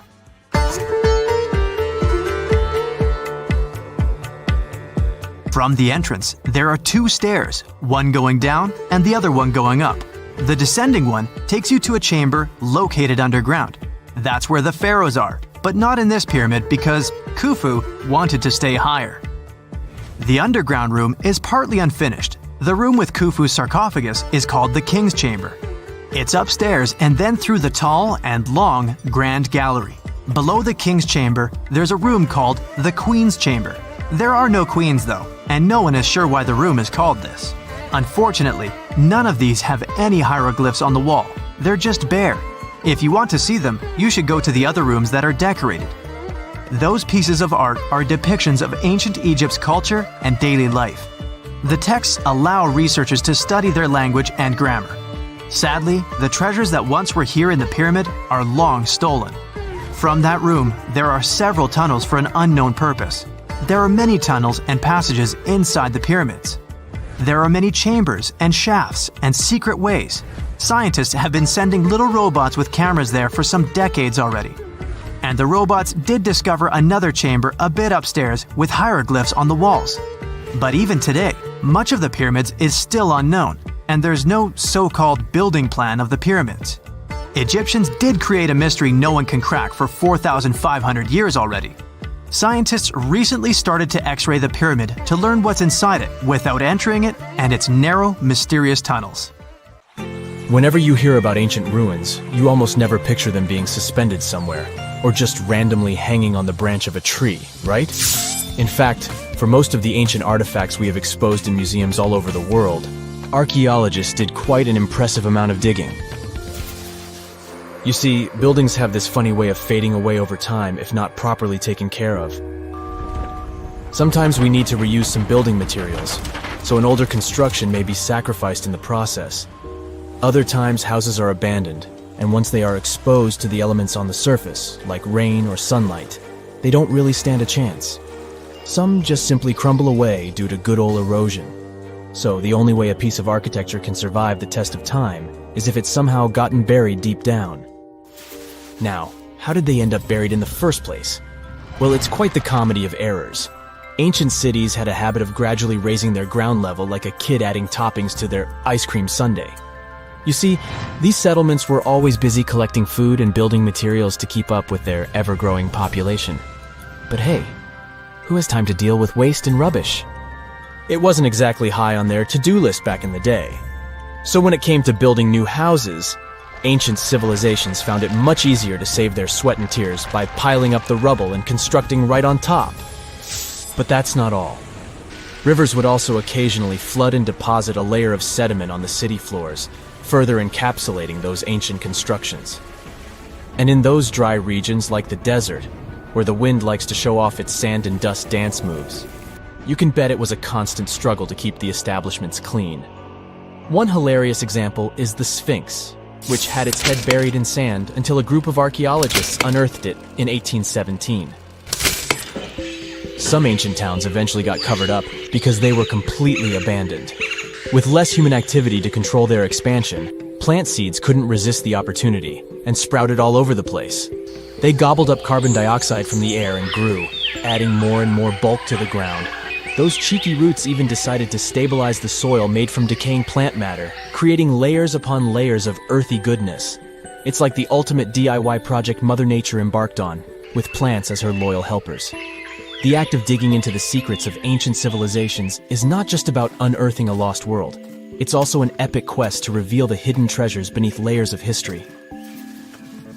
But how do archaeologists know where to dig in the first place?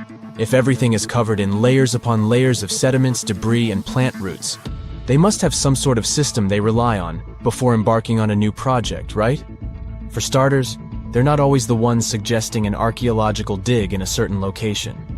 Let me explain. Let's say you're a contractor, and you want to build a new fancy apartment complex in your city. Some local legislations have certain requirements before your project can start, though. For instance, before anyone starts building on a piece of land, they might need to bring in specialists to check the soil.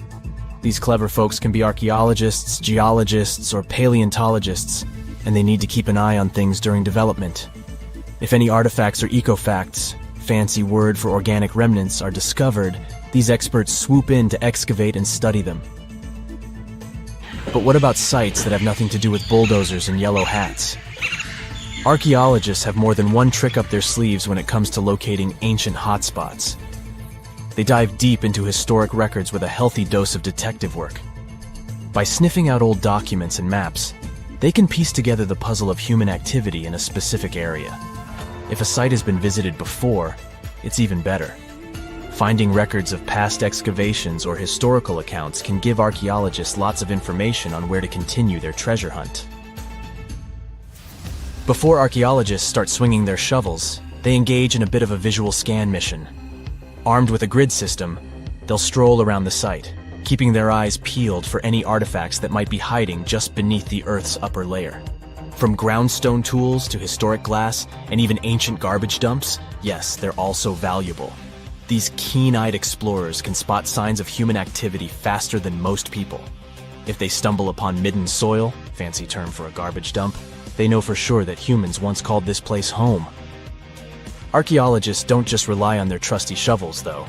They have an arsenal of gadgets to aid in their search for hidden wonders. Geophysical tools are like their secret weapons. Take the resistivity meter, for example. This clever contraption measures the electrical component of the soil and any buried features or artifacts.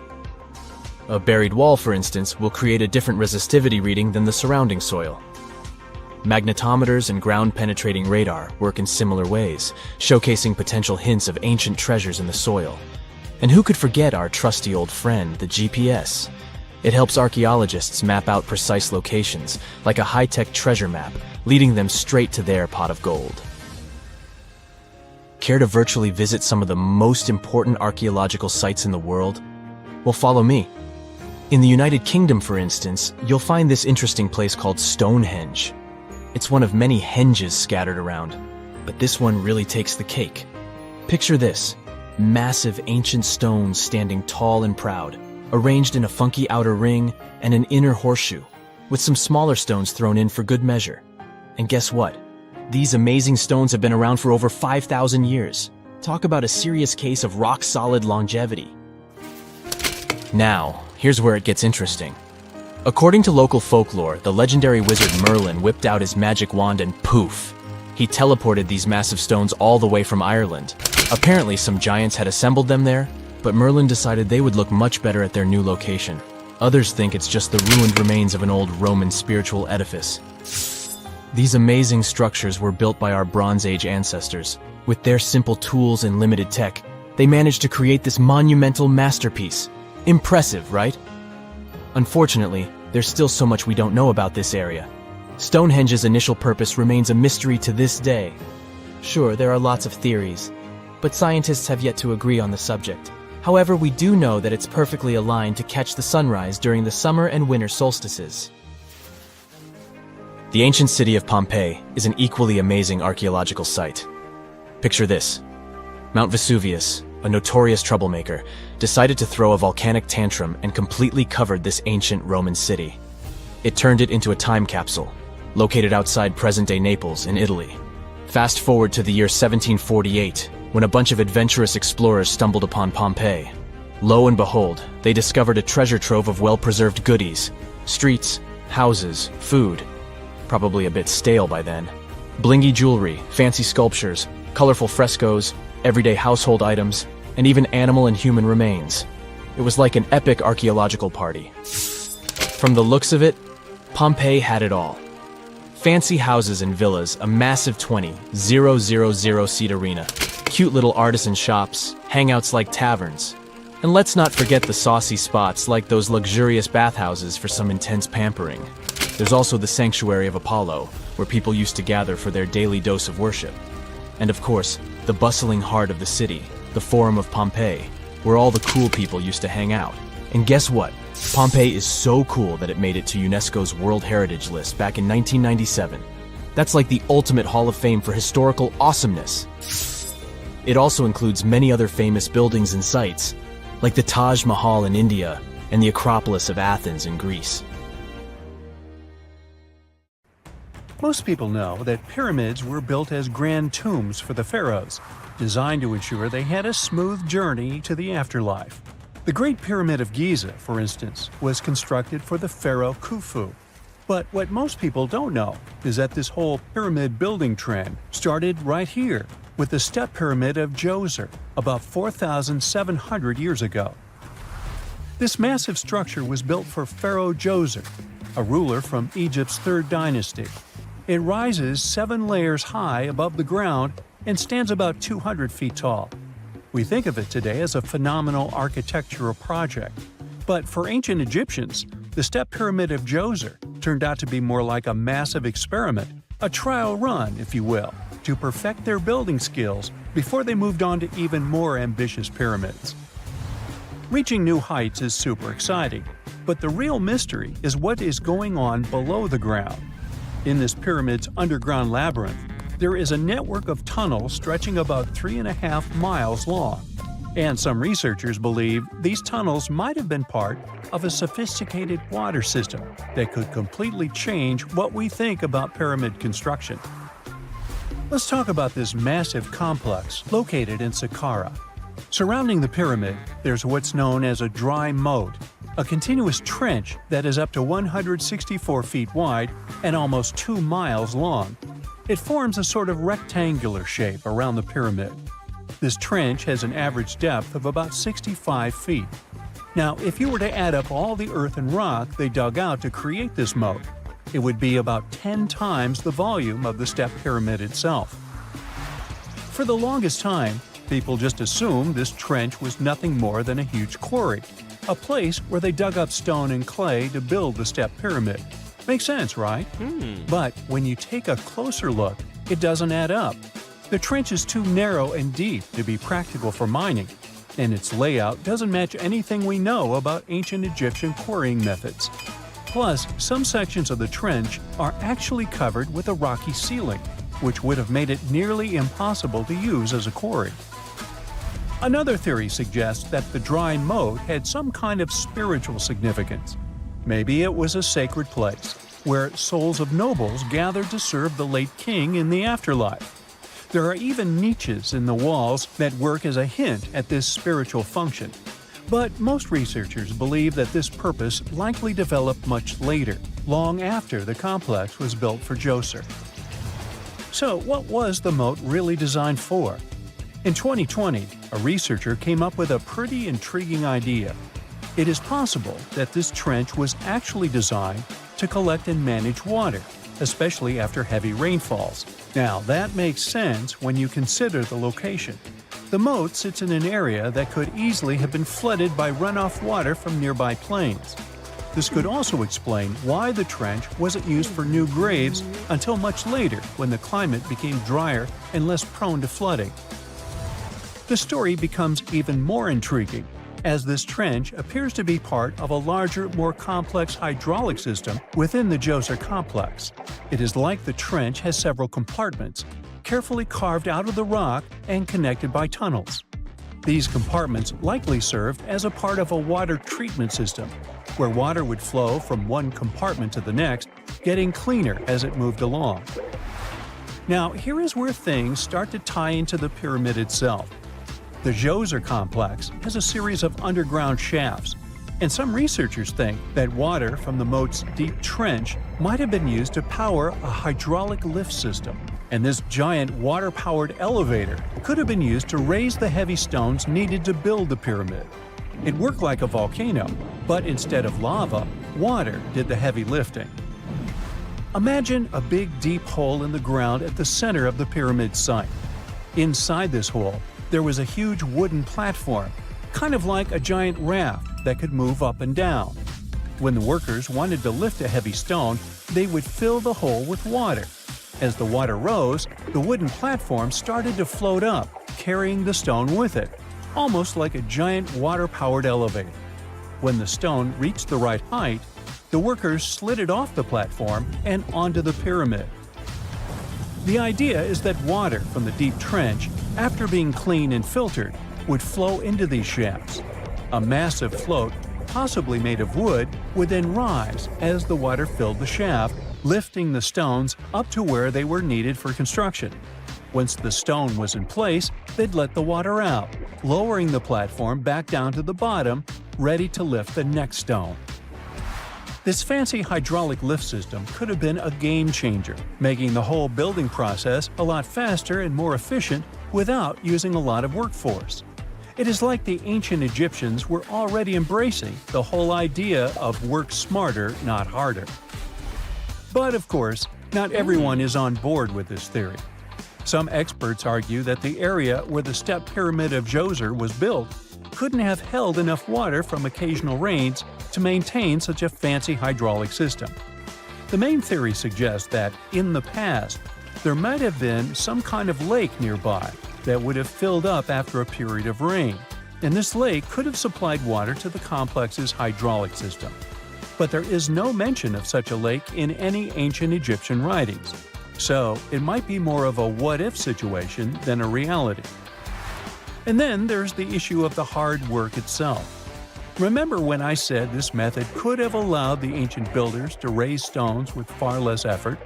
Well, that might not be entirely true.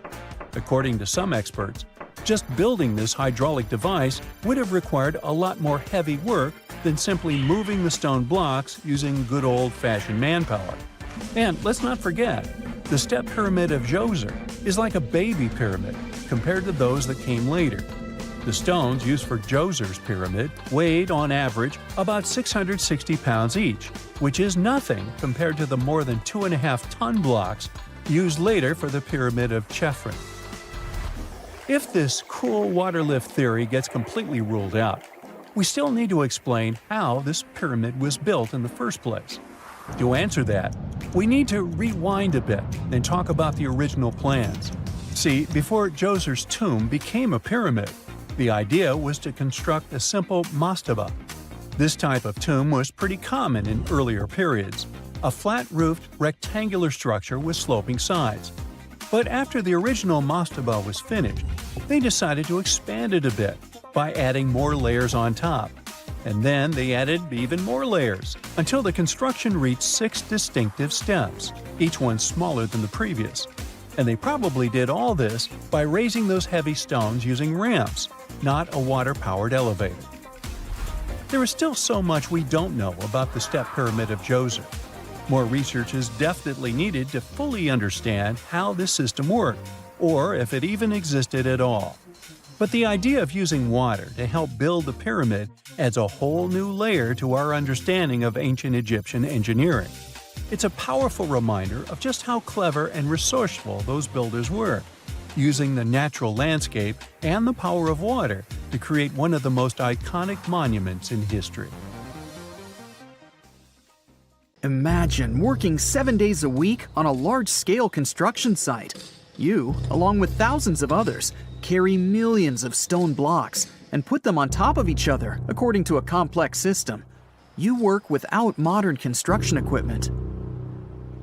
You have no air conditioning or constant access to water.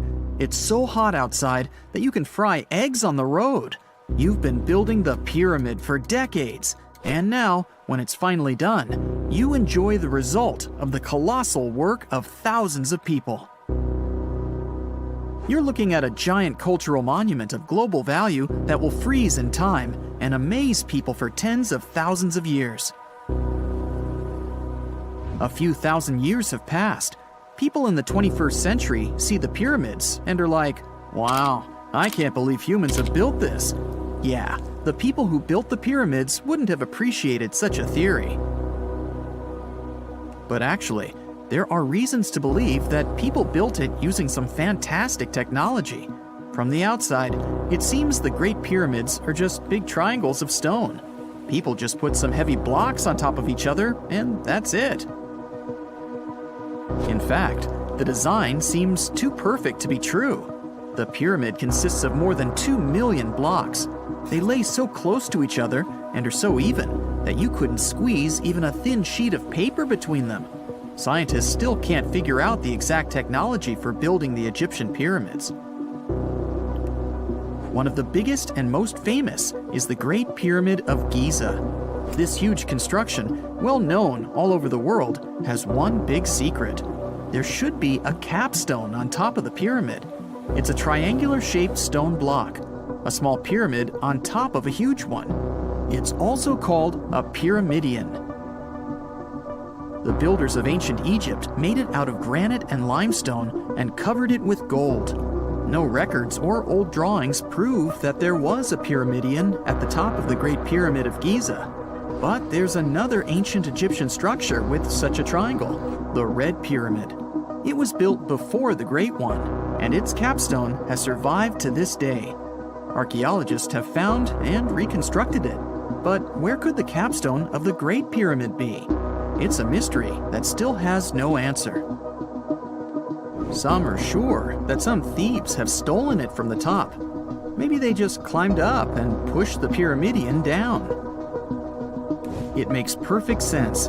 The capstone was probably the most valuable element of the pyramid. Many scientists and archaeologists still don't know its exact purpose. Some believe that this peak covered with gold glorified the pharaohs. The capstone reflected moonlight at night and illuminated the entire space around it. During the day, the capstone reflected sunlight with its shiny surface. You could have noticed it from afar. The top of the pyramid was a kind of guiding star for lost travelers. All other stone blocks of the pyramid consist of limestone. People polished them to make them look shiny. In the past, they were even glowing and reflected light. You could see glowing pyramids from space, although they looked like tiny lights.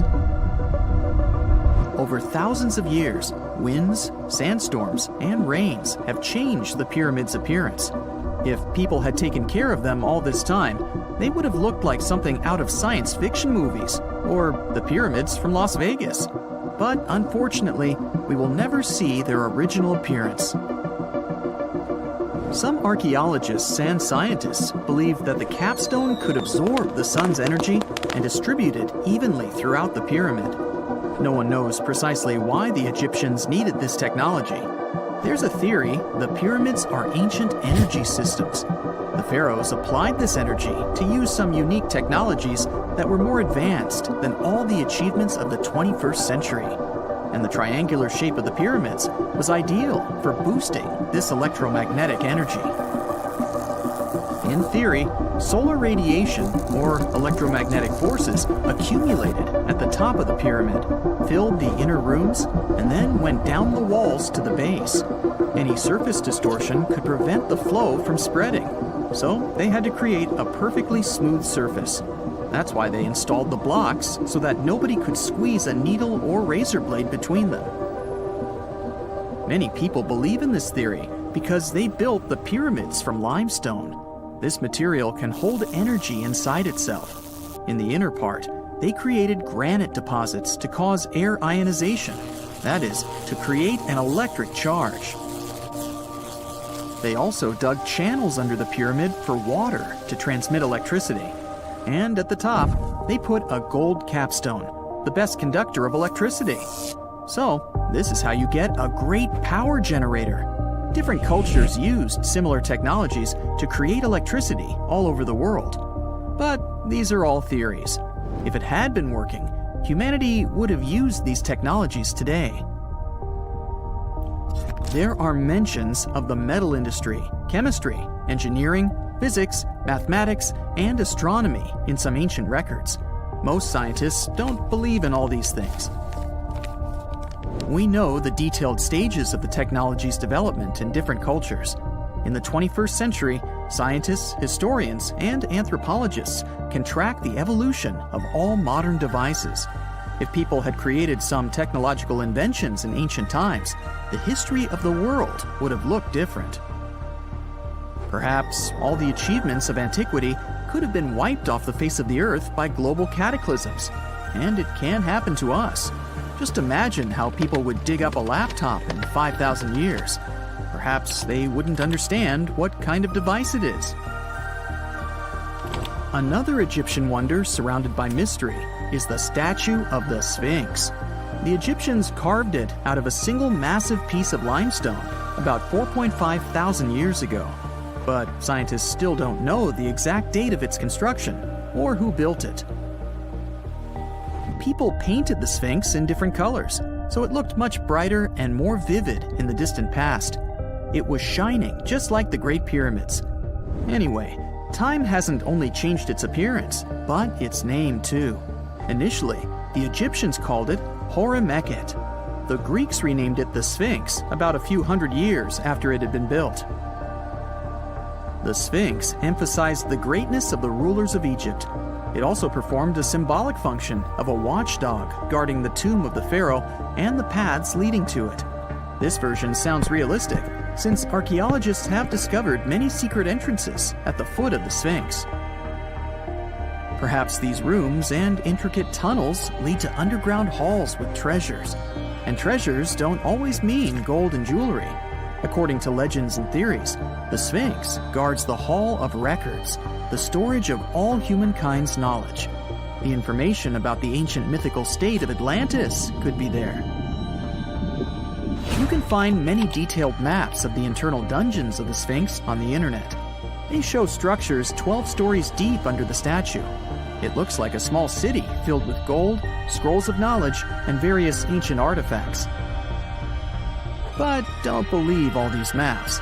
These are just theories. Several thousand years have passed, but people have very little information about it. Archaeologists know that there are still many strange and exciting things about the Sphinx that are still undiscovered. Some locals are afraid to research because they believe they can awaken something terrible from the underground depths. Therefore, it's mostly scientists from other countries who conduct the excavations. In 1998, scientists discovered strange tunnels leading to empty rooms under the Sphinx. They realized that some people tried to get there through tunnels in the past, and maybe those people took all the treasures that were there. One of the legends says that some powerful artifact lays beneath the Sphinx. Its technology can change the whole world, but the locals are hiding it because it can damage the planet. Some believe that you can find evidence of unknown technologies painted on the granite walls in the pharaoh's tombs. But most likely, these paintings and signs tell us the myths and legends of ancient Egypt. But what if Egyptian symbols and drawings are detailed instructions for using ancient technologies? What if the locals that lived at that time thought, people in the future won't be able to get energy themselves. Let's leave some detailed instructions for them. Anyway, there are many riddles and theories. In reality, the search for answers is a dangerous undertaking, since it's not easy to get into the underground halls. Excavations can ruin the structure of the entire Sphinx. Any person inside the tunnels may get lost and never be able to find their way back. Besides, it costs a lot of money. Now, what would be awesome is if people could invent some device that could scan underground areas and show their detailed models. Unlike many other ancient Egyptian burial grounds, King Tutankhamun's tomb stayed hidden and free of unwanted thieves for 3,000 years. One reason was that the tomb was smaller than average and tucked away in a place called the Valley of the Kings. This area was already being extensively explored by the time they stumbled upon Tut's spot. The entrance was all covered in debris from building a nearby tomb, which must have also helped keep it a secret. There were also zero writings or signs on the outside of the tomb. Time passing also played a part in keeping it in amazing shape until the 1920s, when a man named Howard Carter finally made it in. But was Carter that big of a hero? Some recent findings say he might have been sneakier than initially thought. People used to think Carter wasn't just a glorified treasure hunter, he was a true archaeologist. Before Tut, he had been on a relentless quest for Egyptian artifacts. He discovered his interest in these unusual objects when he was a child, and soon started drawing the sculptures and inscriptions that were found in ancient tombs. After stumbling upon the remains of King Tut, Carter spent a decade recording and processing all sorts of objects, like golden thrones, chariots, and statues from Tut's tomb, shipping them down the Nile to Egypt's museum in Cairo. Well, at least that was the official story.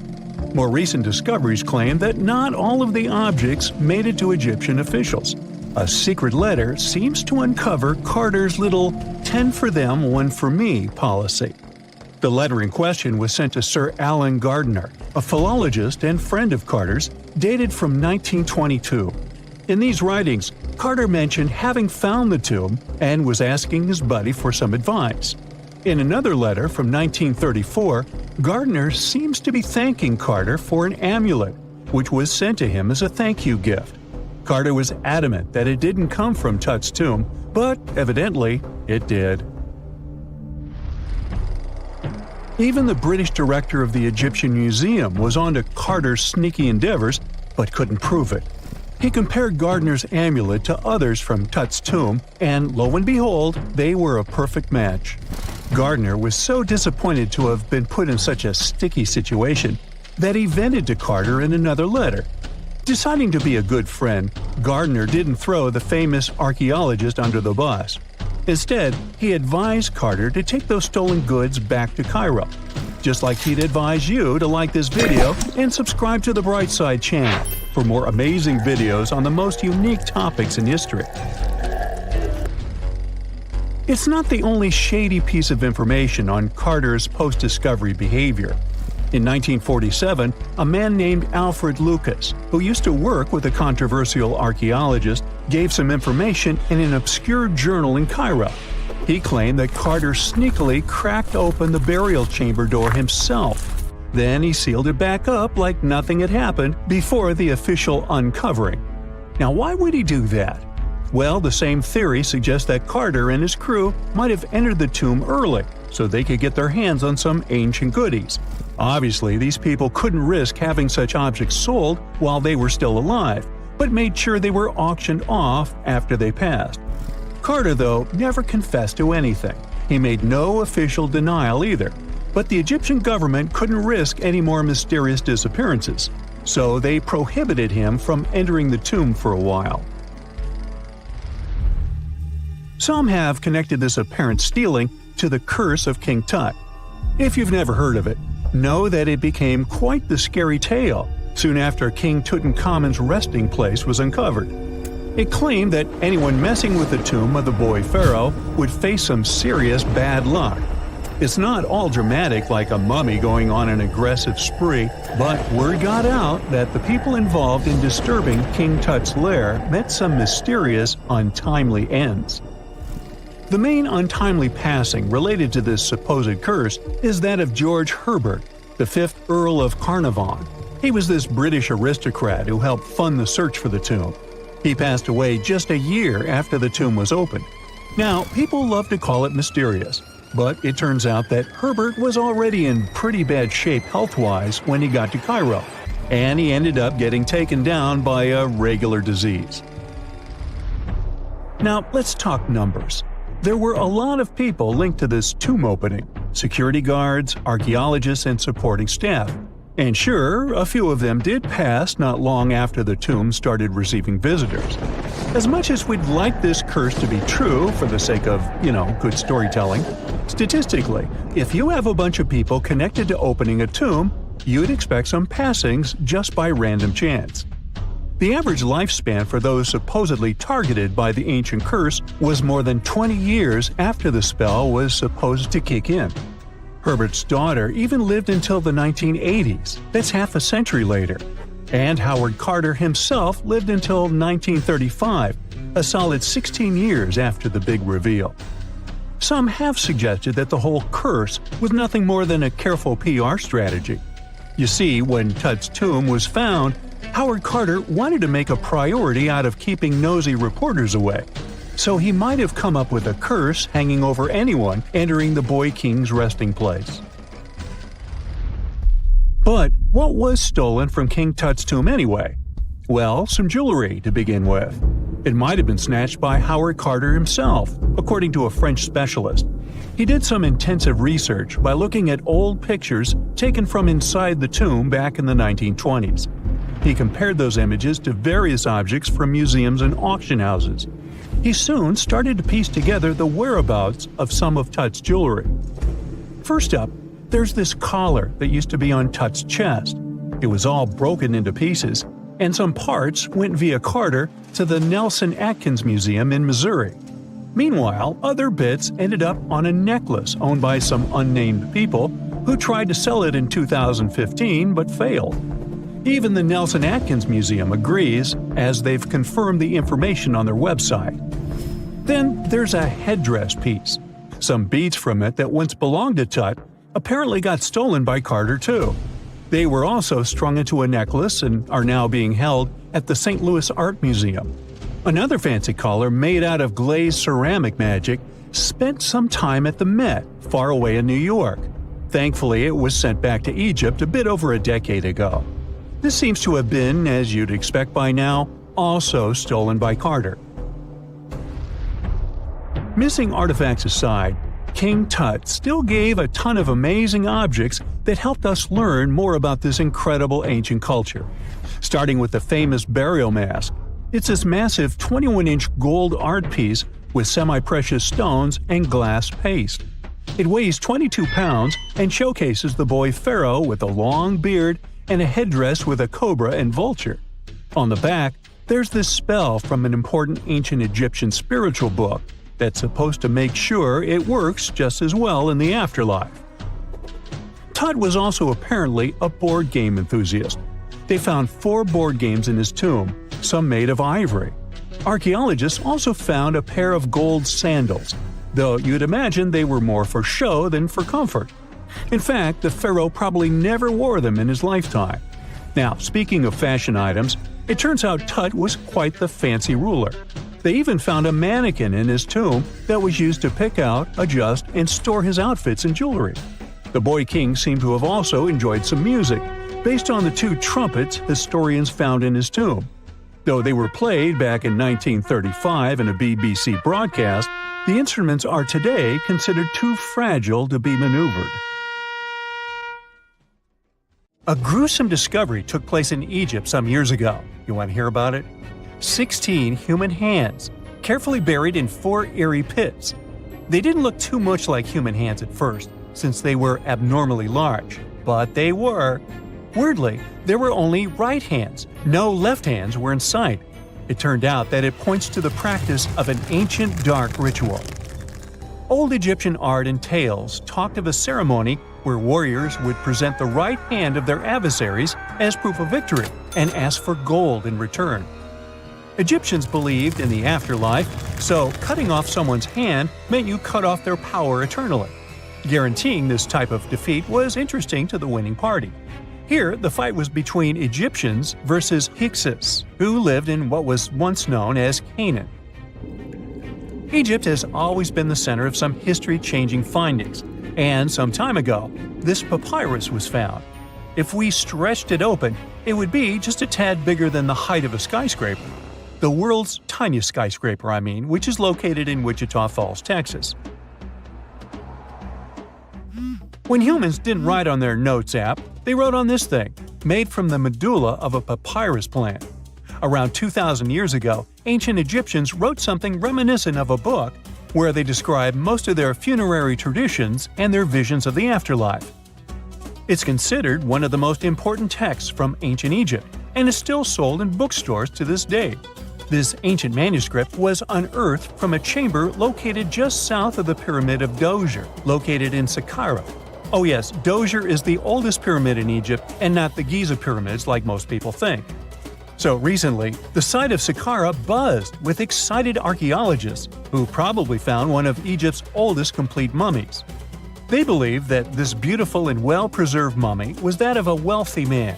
He was discovered in a deep shaft, covered in layers of gold leaves.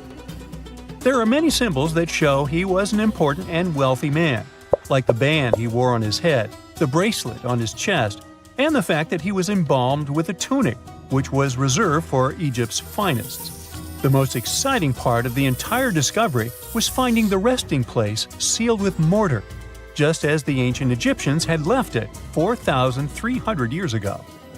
Now this may sound weird, but back in 2008, archaeologists discovered a missing pyramid. Now it went missing because it deteriorated over the span of 4,000 years. Today, you can only see its base. It was a pretty important site back in ancient times. It is said that around the area of the pyramid, the ancients hosted a special type of ceremony where high priests would carry mummified remains of sacred bulls. Now, here's a fun fact. Ancient Egyptians believed that Apis bulls were earthly incarnations of the city deity of Memphis and was connected to rites of fertility. It wasn't just any Apis bull, though. They needed to be all black, with a single white mark between its horns and a bunch of very specific characteristics. They were selected by the local priests and honored until they passed away. After that, they were mummified and buried in underground galleries. Meanwhile, this missing pyramid sort of disappeared around the 1800s. It was a German archaeologist who first found it in the village of Saqqara. He called it the Headless Pyramid when he first found it.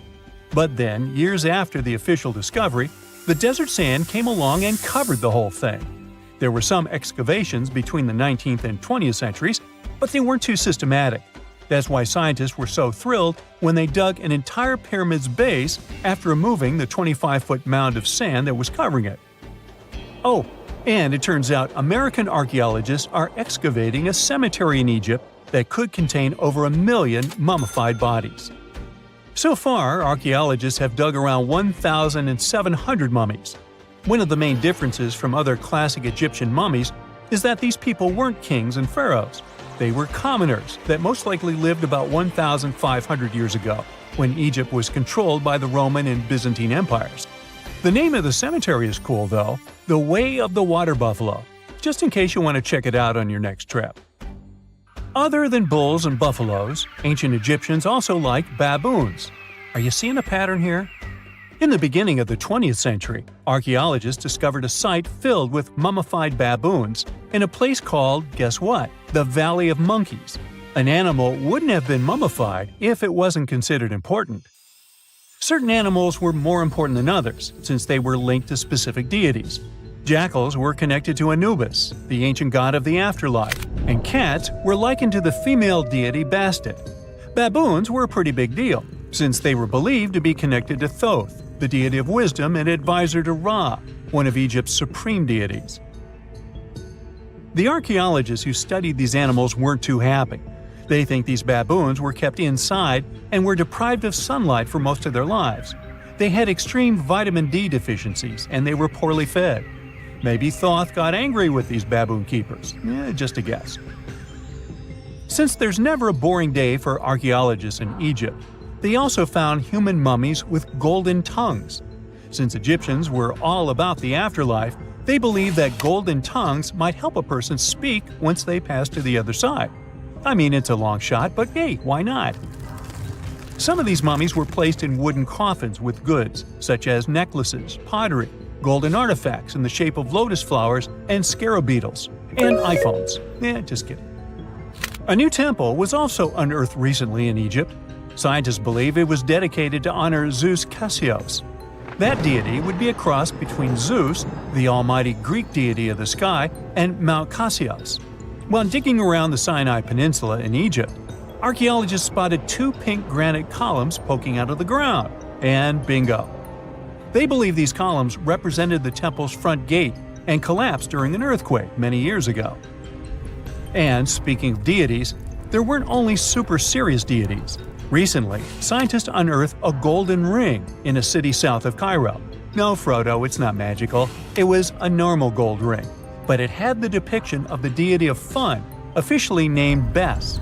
This deity is often described in sacred texts as a happy, chubby dwarf.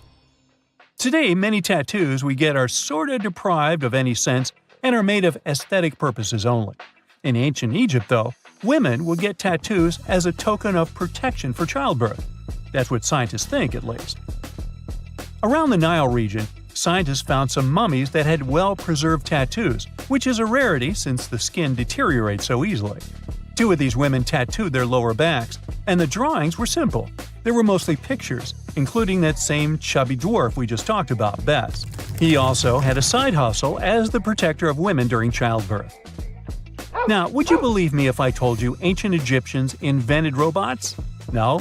Well, that's because that's not entirely true.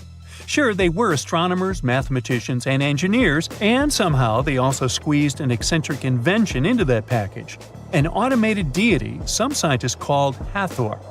This wooden statue had been in the Metropolitan Museum of Art for years before someone noticed its secret. With the help of an X-ray machine, specialists discovered a mechanical operating system inside it. The pulley-like axis goes from the statue's shoulder to her left leg. When the system rotates, the statue raises and lowers her hand. Hey, pick me! Pick me! I got my hand up here. No man shall ever find my tomb. That's what, according to rumors, Cleopatra once said. Rumor has it really wasn't about the gender. She wanted no living soul to disturb her, and I think she meant that no human would ever discover the location of her grave. But, surprisingly, it was indeed a woman who was closer than anyone before to finally discovering the Queen's resting place. Meet Kathleen Martinez Berry, a criminal lawyer turned archaeologist. She got so intrigued with Cleopatra's story that she packed her bags and went to Egypt with no official support and even no permission from the authorities. All she had was pure determination to find the Queen's tomb. Now, you could say Kathleen had always been ahead of the game. She skipped grades in school, mastered piano, chess, swimming, and martial arts, and grew up listening to top intellectuals debating in her home. And she even got her law degree at just 19, and archaeology was her side passion. She had never actually been to Egypt, never dug up a single artifact. But her fascination with Cleopatra went all the way back to an argument with her father in 1990. That day, she walked into his library looking for a copy of Antony and Cleopatra by Shakespeare. Her dad, Fausto Martinez, a professor and legal expert, casually called Cleopatra a seductress. Kathleen wasn't having it. She fired back, arguing that history had been totally unfair to Cleopatra. The Romans, she said, wanted to destroy her reputation, and for centuries, people had just believed their version of the story. The debate went on for hours, and in the end, her father admitted maybe he had judged Cleopatra too harshly. That conversation changed everything for Kathleen. From that day on, she read every ancient text she could find, especially Plutarch's account of Cleopatra and Mark Antony. The more she learned, the more convinced she became that Cleopatra wasn't just some queen who fell for the wrong guy. She was a genius, playing a dangerous political game to keep Egypt independent. And the more she read, the more she started thinking, what if everyone had been looking for Cleopatra's tomb in the wrong place? That thought stuck with her. When she was caring for her second child, she earned a master's in archaeology. Multitasking. That reignited an obsession that would take over her life, uncovering the truth about Cleopatra. Even though most experts believe that Cleopatra's tomb, along with the final resting place of 13 other Ptolemaic rulers, lies somewhere beneath modern-day Alexandria, Dr. Martinez has a different idea. She believes Cleopatra was buried at Taposiris Magna, an ancient temple dedicated to Osiris, the Egyptian deity of the afterlife. But she still needed an ancient foundation plate. These plates, about the size of a smartphone, were placed beneath important temple structures and often contained inscriptions explaining when and why the temple was built. If she could find a plate that confirmed the temple was dedicated to Isis, Cleopatra's patron deity, she'd have solid proof that this was the right place to look. Nothing could deter Martinez. She excavated the entire temple site, digging deeper than anyone before her. Her team found coins with Cleopatra's name and face stamped on them. It meant Cleopatra had a direct connection to this site. Then, they uncovered something even more interesting. A tunnel used to bring water to people, leading straight from the temple into the Mediterranean Sea. So, if parts of the temple had already sunken into the water, could Cleopatra's tomb be down there too? Martinez needed proof to convince Egyptian authorities to let her search underwater. And, against all odds, she found the missing foundation plate. On it, the pharaoh offered a large area of Nubia to deity Isis. That was it, the confirmation she needed. The temple was indeed dedicated to Isis, proving her theory wasn't just speculation. If one temple was on land, Martinez suspected the second temple, possibly Cleopatra's tomb, had collapsed into the sea. She needed help from experts in underwater archaeology, so she reached out to Robert Ballard, the guy who discovered the Titanic. With support from the Egyptian authorities, she and her team began exploring the waters off the coast of Alexandria. And what they found was mind-blowing. Underwater, they discovered massive stone structures, some standing 6 to 10 feet tall, right where the coastline would have been thousands of years ago. They also found basalt blocks, the same material used in the statues from the first temple. That meant one thing: those weren't just random rocks. They were the remains of a lost city, buried beneath the sea for centuries. Now, we can only wait and see whether Martinez and her team will be able to unravel one of the greatest mysteries of the past left by the outstanding woman that was Cleopatra. Here's some backstory. After her father, Ptolemy VII, passed away, Egypt's throne went to both Ptolemy VIII and Cleopatra, or so it seemed. Cleopatra, just 18 at the time, allegedly married her 10-year-old brother. Yeah, ancient royalty had some different customs, though there's no solid proof of that. But sibling love didn't last long. Young Ptolemy decided he wanted all the power for himself and tried to push Cleopatra out. Forced to flee the country, she didn't just sit around feeling sorry for herself. She raised an army, ready to march back and take what was hers. That's how, at 21, she was already in the Sinai Desert, leading an army and planning her return to the throne. Now, by that time, Cleopatra had already been locked in a powerful political, and not only political, alliance with Julius Caesar.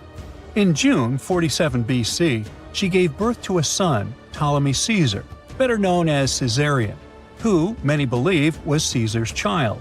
But that didn't stop her from playing by Egyptian royal rules. And her husband number 2, her other brother, Ptolemy XIV. Yep, despite her ongoing affair with Caesar, Cleopatra married yet another sibling, because, in her world, keeping the throne in the family was the name of the game.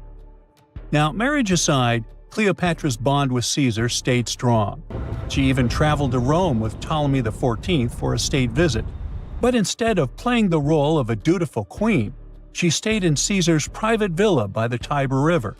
But after Julius Caesar lost his life in 44 BCE on the Ides of March, Cleopatra's political standing became shaky. To make matters worse, her brother-husband Ptolemy XIV passed away soon after, and some suspect Cleopatra had a hand in it, leaving her as the sole ruler of Egypt.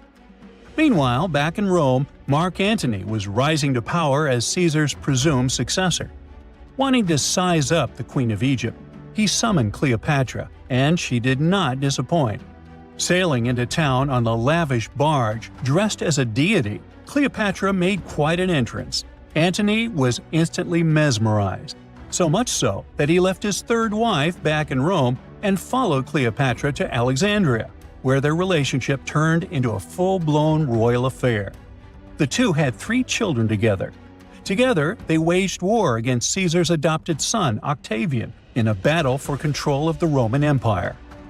The last time the queen was seen, she was in her mausoleum, dressed in full royal splendor, diadem on her head, lying on what Plutarch called a golden couch. When Antony and Cleopatra lost at Actium, Octavian's forces marched into Alexandria. Cleopatra apparently knew the end was near, so she locked herself inside her mausoleum, surrounded by gold, silver, pearls, and priceless art. Those were the treasures she threatened to burn rather than let the Romans take them. Antony, meanwhile, wasn't going to let the Romans capture him alive. He wounded himself with his own sword, but before he passed away, he was carried to Cleopatra's side. She held him as he took his last breath in her arms.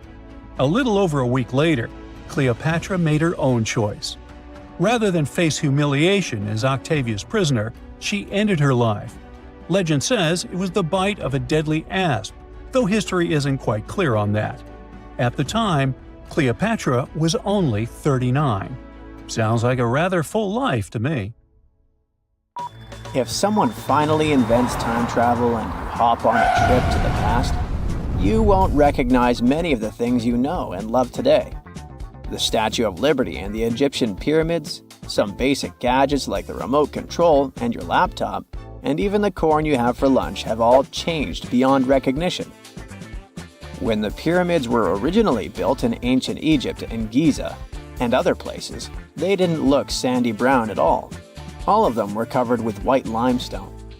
If you had seen them under the hot African sun, you'd have to look away. That's how smooth and shiny they were. Builders used around 6 million tons of this material for the Great Pyramid of Giza alone. It's the largest one you can still see on your trip to Egypt. The local rules were quite a thrifty crowd, and they reused some of the casing stones for other construction projects.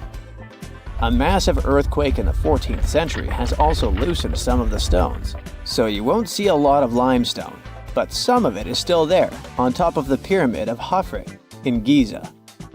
It looks like it has a second peak on top of the first. In ancient times, all pyramids used to have capstones called pyramidions, covered in a mix of gold and silver. Most of them have been lost over the centuries, but you can still see a few of them at museums. They show images of Egyptian deities. The pyramids were probably modeled after a sacred pointed stone, the benben. It represented the rays of the sun. Now, lifting heavy rocks wasn't so simple without the tech we have today. I guess you'll agree with me if you helped your friends move at least once, and they made you carry the couch. But those smart Egyptians of the past thought of that and chose the pyramid shape. It lets the weight distribute evenly throughout the whole thing. The Statue of Liberty has also had a major makeover since it was first unveiled in 1886. Believe it or not, it used to be a shiny brown color, just like a penny. 20 years later, it changed its color to green. It wasn't a fashion statement, but a chemical reaction. The statue is covered with hundreds of thin copper sheets.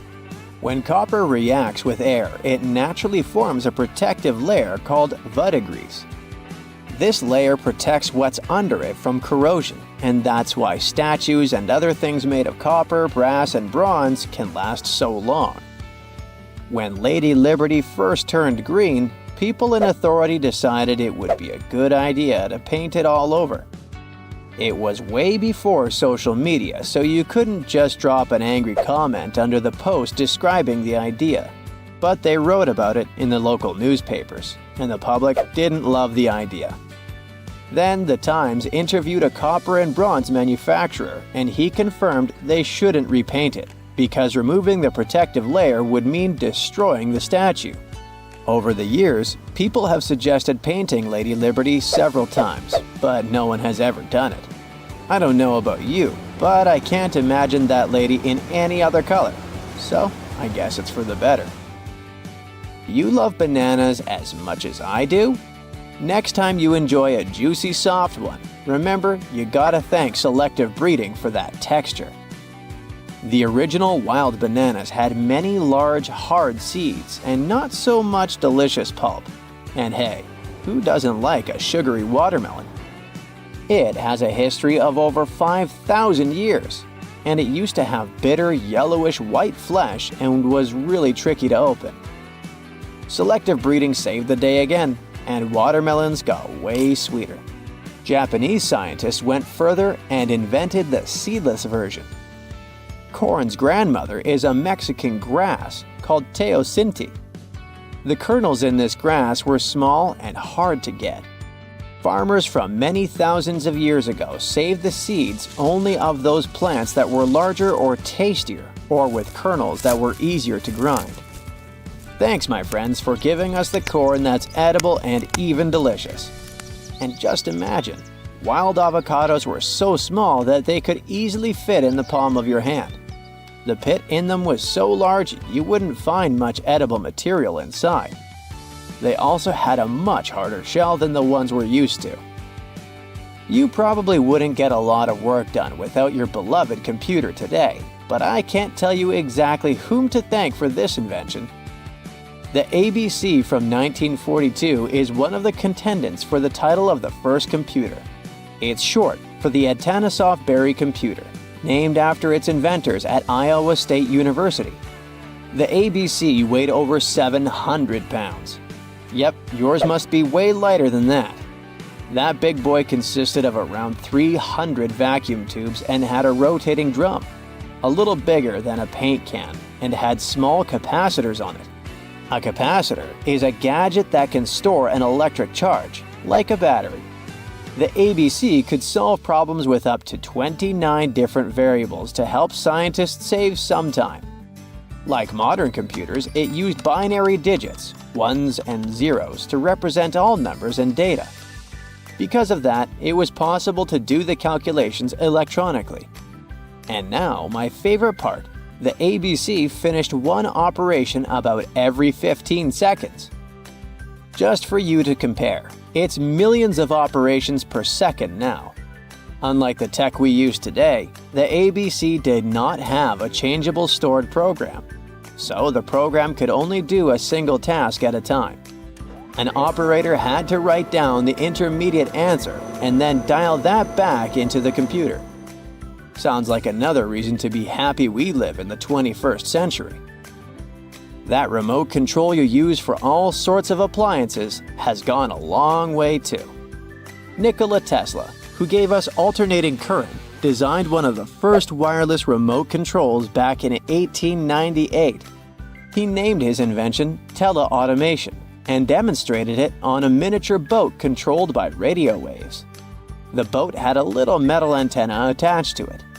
Tesla sent signals to the boat using a box with a lever and a telegraph key, which was his version of a remote control.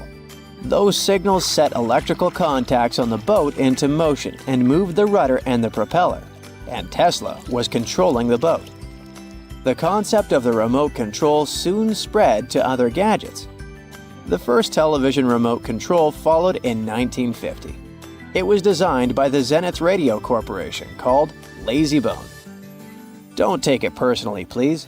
This LazyBone had a massive cable that was attached to the TV set, and those who tried it didn't fall in love with the invention because they tripped over that cord. I feel your pain, my friends. If you live or work on one of the top floors, you gotta love this one. Meet the first passenger elevator. It traveled at the speed of 40 feet per minute. Not the fastest, I know, compared to today's record, which is 40 feet per second.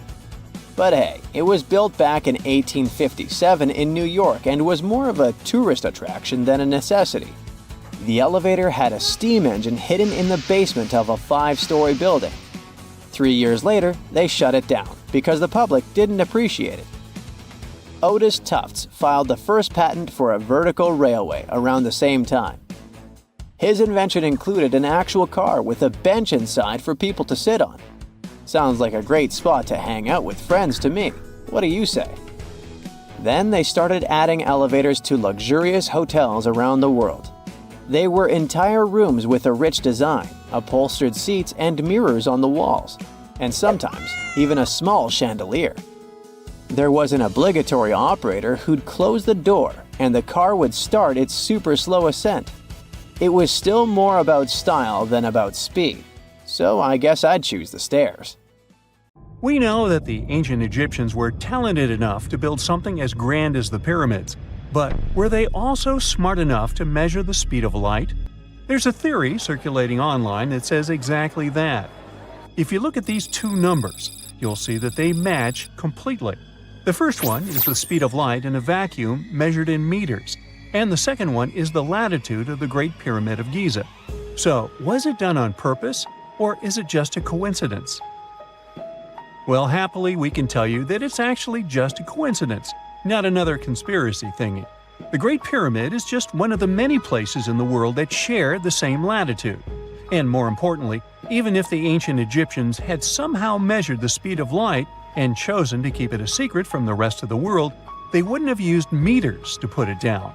Meters were only defined at the end of the 18th century. The builders of the pyramids used a different unit of measure called cubits. 1 cubit is equal to 1.5 feet. Cubit was based on the length of the arm from the elbow to the tip of the middle finger, and it became popular in the ancient world.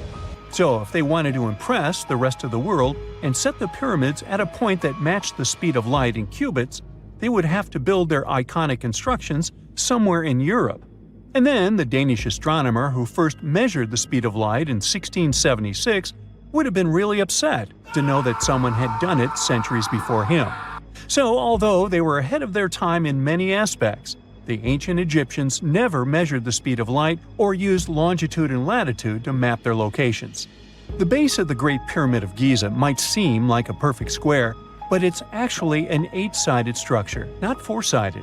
Each of its 4 sides has a subtle concave indentation that splits it evenly from base to tip. The official version is that a British pilot was the first to notice it in 1940 while flying over the pyramid. He took a photograph that showed shadows highlighting these indentations. Some people think these lines are only visible from above and can best be seen at dawn and dusk during the spring and autumn equinoxes. This has led to a freaky theory that the ancient Egyptians might have designed the pyramids to communicate with something looking at them from above.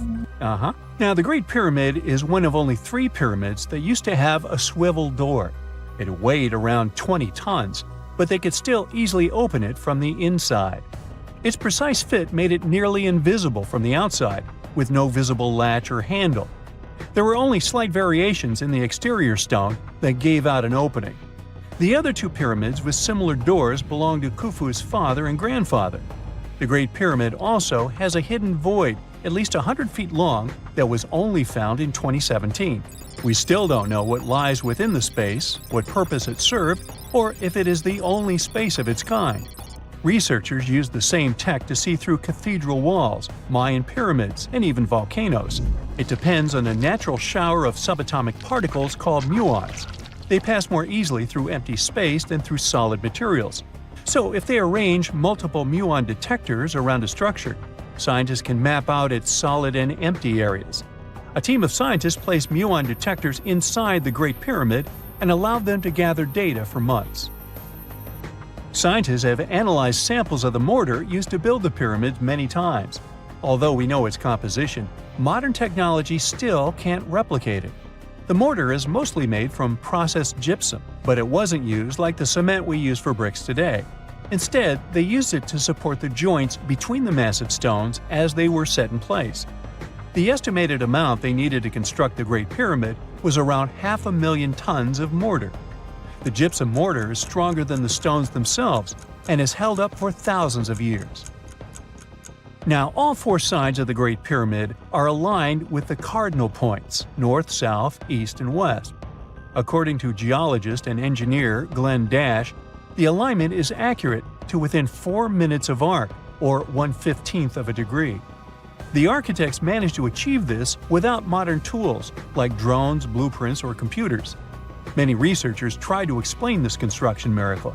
Maybe they used the pole star or the sun's shadow. Dash recently proposed a new, simpler idea. The Egyptians might have used the autumnal equinox to align the pyramids. It happens twice a year when the Earth's equator passes through the center of the sun's disk, making day and night nearly equal in length. To test his theory, Dash conducted an experiment on the 22nd of September 2016, the first day of the fall equinox. He used a special rod the Egyptians had to cast a shadow and tracked its tip at regular intervals, forming a smooth curve. By connecting 2 points of the curve with a taut string, he created an almost perfect east-west line. Dash noted that on the equinox, the shadow's tip runs in a straight line, nearly perfectly east-west, and with a slight counterclockwise error. There's a similar error in the pyramids.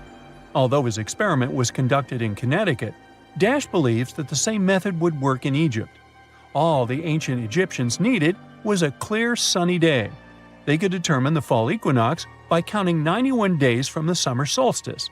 But they left us few clues, and no engineering documents or architectural plans have been found that explain their methods. So they might have mapped shadows, but it's not definite. Now, scientists have long wondered how heavy stone blocks were carried to the pyramid sites, and they might finally have an answer. A research team from the University of North Carolina, Wilmington, has discovered that 31 pyramids are likely to have been built along a long-lost ancient branch of the River Nile. It's now hidden under desert and farmland. For many years, archaeologists have thought that ancient Egyptians must have used a nearby waterway to transport materials, equipment, people, and whatever else they needed to build the pyramids on the river. But up until now, they weren't certain of the location, shape, size, or proximity of this waterway to the site of the pyramids. The group of researchers used radar satellite imagery, historical maps, geophysical surveys, and sediment coring to map the river branch. They believe it was buried by a major drought and sandstorms thousands of years ago. The team managed to go below the sand surface and get images of some hidden features thanks to radar technology. They found hidden rivers and ancient structures running at the foothills of where most of the ancient Egyptian pyramids lie. The discovery of this extinct river branch helps explain the high pyramid density between Giza and Lisht, in what is now an inhospitable area of the Sahara Desert. Now, Egypt isn't the only country with the most pyramids in the world. The champion's title here goes to its southern neighbor, Sudan. It has between 200 and 255 pyramids, compared to Egypt's measly 138. They were built by members of the Kingdom of Kush, an ancient civilization that ruled the lands along the Nile River many years ago. They started erecting pyramids around 500 years after the Egyptians had stopped doing it. Their pyramids are much smaller than the Egyptian ones, but were built for the same purposes. Archaeologists are still working to find out how the pyramids in the Sudan were built, how long it took to complete them, and what happened to their society. This just in, the world's oldest pyramid was built during the last ice age. And I'm not even talking about Egypt. I'm saying our ancestors might have spewed a 27,000-year-old pyramid in West Java. Gunung Padang is not exactly shouting pyramid.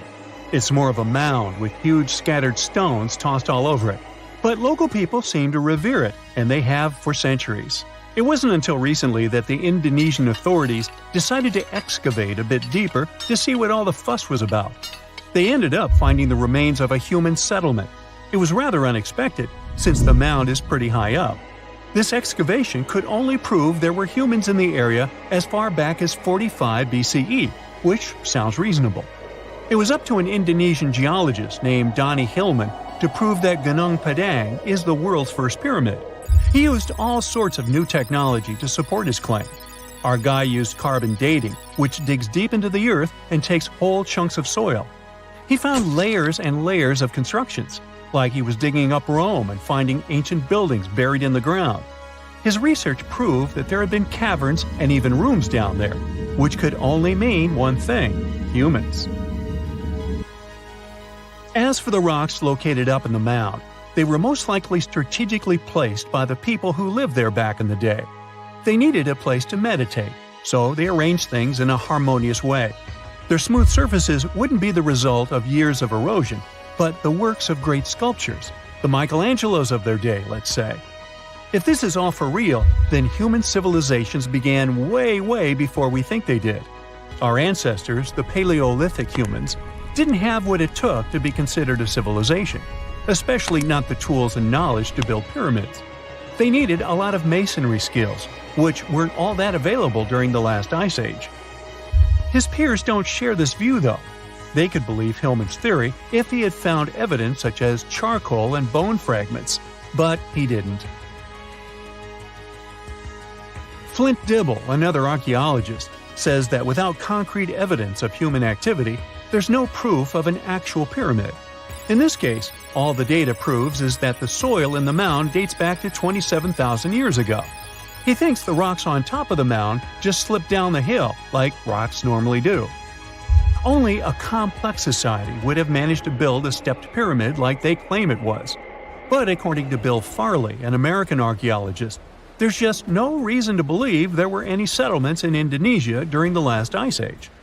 Now, just so you know, the oldest known ancient society with this kind of knowledge is probably 11,000 years old and used to occupy the region of modern-day Turkey. Take a look, Turkey's Göbekli Tepe. It's also not a pyramid, but it's the oldest monolithic construction made by humans. Back in the Neolithic period, a lot of people settled there, and there are proofs for it. For example, the walls there are covered in ancient drawings of clothing and wild animals. Until recently, the title of the world's oldest pyramid went to a three-sided construction known as the Djoser Pyramid in Egypt. Djoser is located just a few miles south of the Giza complex in a town called Saqqara. It made its way to popular culture more than once. In the 18th century, it became a common feature in European paintings. Young men from the cultural elite did a grand tour around the world, and Saqqara was at the top of their list. It was also featured in the video game Assassin's Creed, with a digital representation way more accurate than many historical drawings of the thing. That was kind of a big deal in ancient Egypt, to build pyramids for kings to spend their afterlives. And if you thought the Khufu pyramid was the oldest one in the world, well, Djoser was built 70 years ahead of that time. The development of new technology has allowed archaeologists to make groundbreaking discoveries, and a new, or should I say ancient pyramid in South America might win the title in dispute. It turns out that pyramids were also pretty fashionable in the Americas in the old days. Among them are the iconic pyramids of Guatemala's Tikal temple complex, the same ones that appeared in Star Wars No. 4. But to find the oldest pyramid in the Americas, one would have to travel to Peru. Deep in the Peruvian desert, archaeologists stumbled upon a sprawling ancient metropolis known as Caral. At first, researchers believed that the settlement was pretty recent, since the site was way too complex for ancient technology to handle it. As we said, Caral is a desert town, like Las Vegas, but without all the hoopla. This means no easy access to water.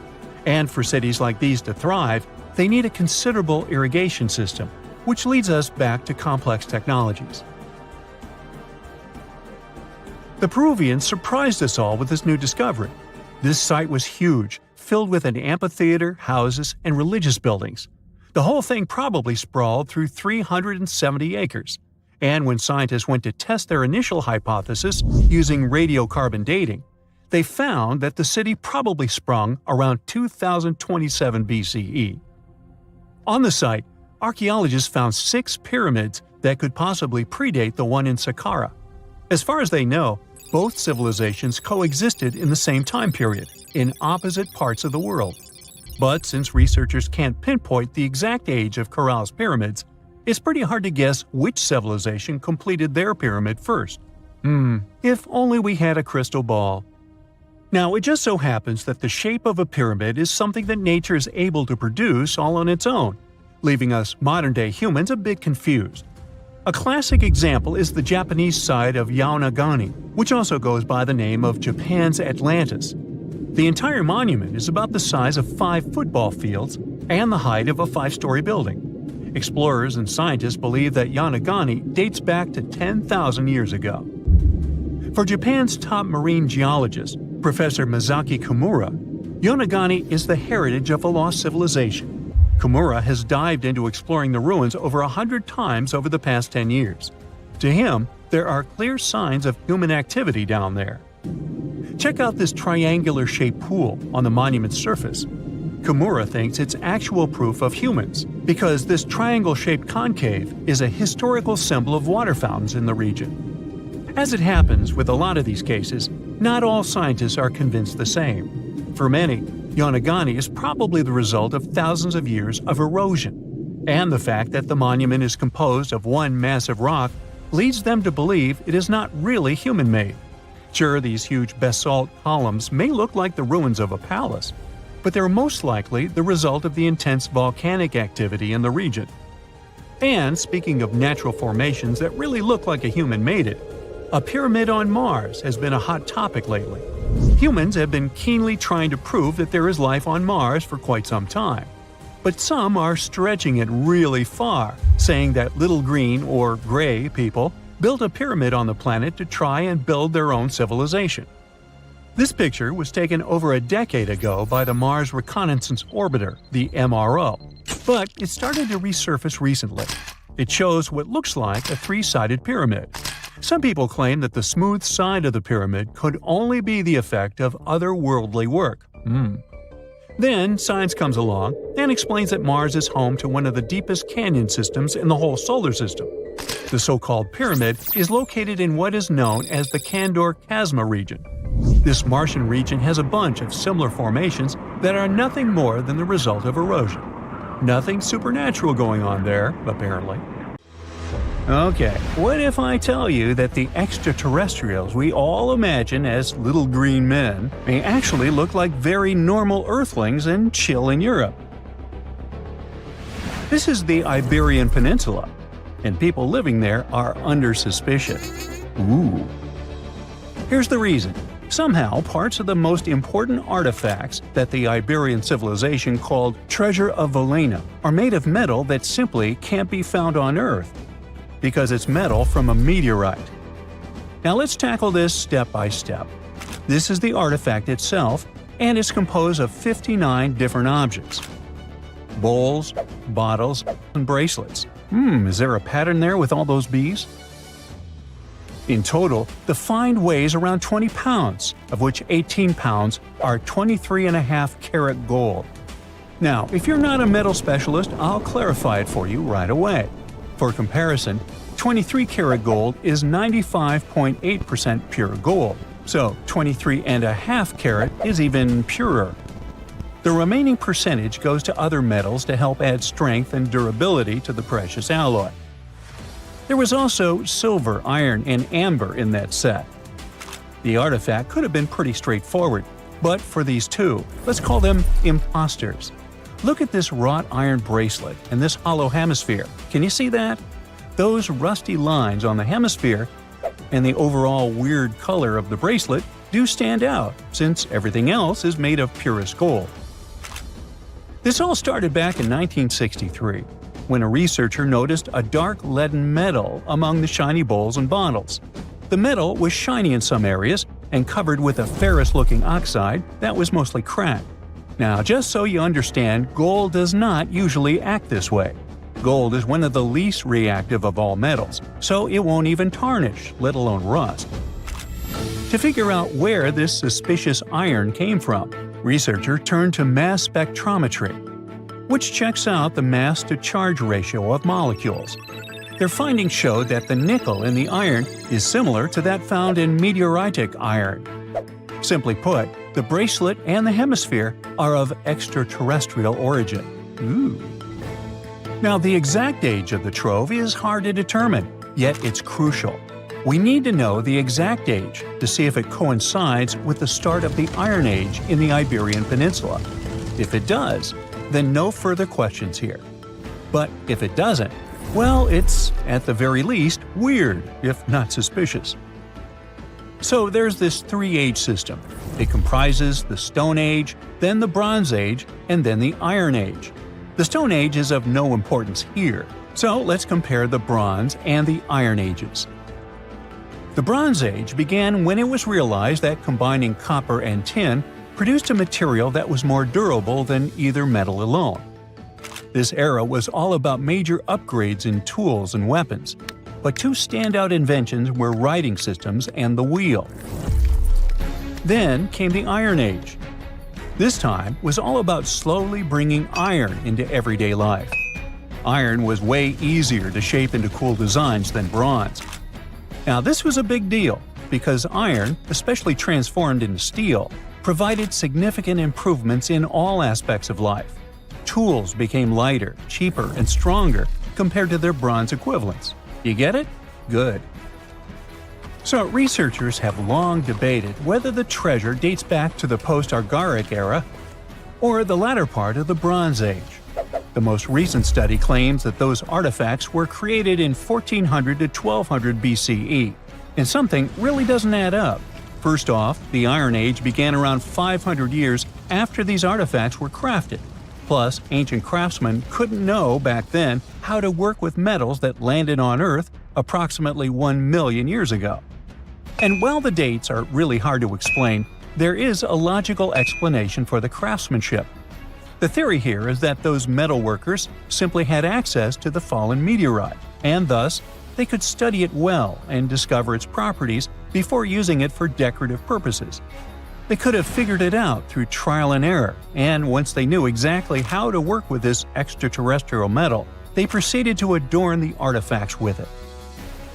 Plus, there were the Phoenicians, who contributed to their craftsmanship.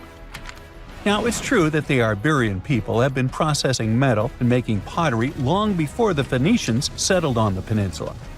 But the arrival of new metalworking techniques and the introduction of the potter's wheel enabled them to produce better quality goods much faster than before. So, we figured out the extraterrestrial origins of the Iberian artifacts. But guess what? This area is still under suspicion. The reason for that is the language they spoke. You see, for most modern languages people use today, there will always be some proto-language. Say for Italian, Spanish, and French, it's Latin, hence their similarities. But wait, Iberian was largely spoken where modern Spain is. So why isn't Spanish similar to it? Well, the truth is, no language today is similar to the Iberian. Maybe only the Basque language, but it's because of some similarities found in their numerical systems. Basque is classified as a language isolate, or simply unrelated to any other known languages, and the only language isolate in Europe. The Iberian language is unclassified. While the scripts written in it have been deciphered to various extents, the language itself remains largely unknown. And look at the alphabet the Iberians had. Looks like it doesn't really belong to our planet. But hold up, this one might be a bit of a stretch. When the Phoenicians came to the peninsula, they brought along their alphabet to the Iberians. But honestly, the Iberians probably weren't keen on just copying someone else's writing system, so they tweaked it until it looked completely different. Let's just say they took some inspiration and ran with it. While linguists can guess to some extent how most characters sounded, actually translating the language is still completely impossible. The Iberian language was non-Indo-European and faded away over 2,000 years ago. And there aren't any similar languages left to help us out. Super frustrating, right? Yeah. We got over 2,000 Iberian inscriptions from tombs, coins, potteries, lead plates, and even cave wall carvings. But aside from a handful of words, we're totally in the dark about what they mean. Now, if we could understand their language, we might have learned that they were great thinkers and all, but we can only contemplate the works of art they left. Iberian culture has a lot of amazing stuff made by talented artisans. We're talking about not just metalwork and ceramics, but also detailed sculptures, textiles, jewelry, and other personal bling. But here's the catch. Making all those luxury items depended a lot on a big farming class. At the heart of Iberian society, most folks were involved in farming and taking care of livestock. Depending on where you were, the types of farming varied. For example, up in the north, they were all about growing grains, while down in Valencia, they focused on producing olive oil and other agricultural aspects. In the west, raising animals was the name of the game. Still, we don't have much information about the day-to-day lives of the many people doing this essential work. Yet, on the flip side, we know a lot about the upper class of Iberian society, who control these agricultural resources and hire the artisans. By the 7th century BCE, we start to see a group of Iberian princes who were living the good life, trading with the Phoenicians, and enjoying fancy luxury items. You can spot this elite class in their burial practices.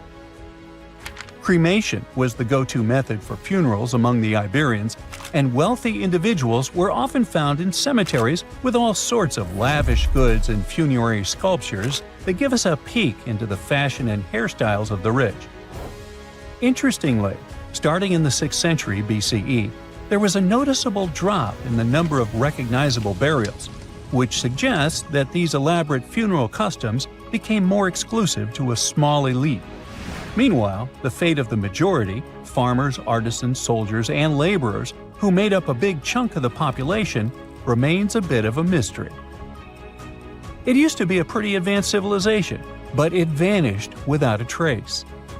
Researchers think it could have been due to some massive earthquake, but so far, we don't know for sure.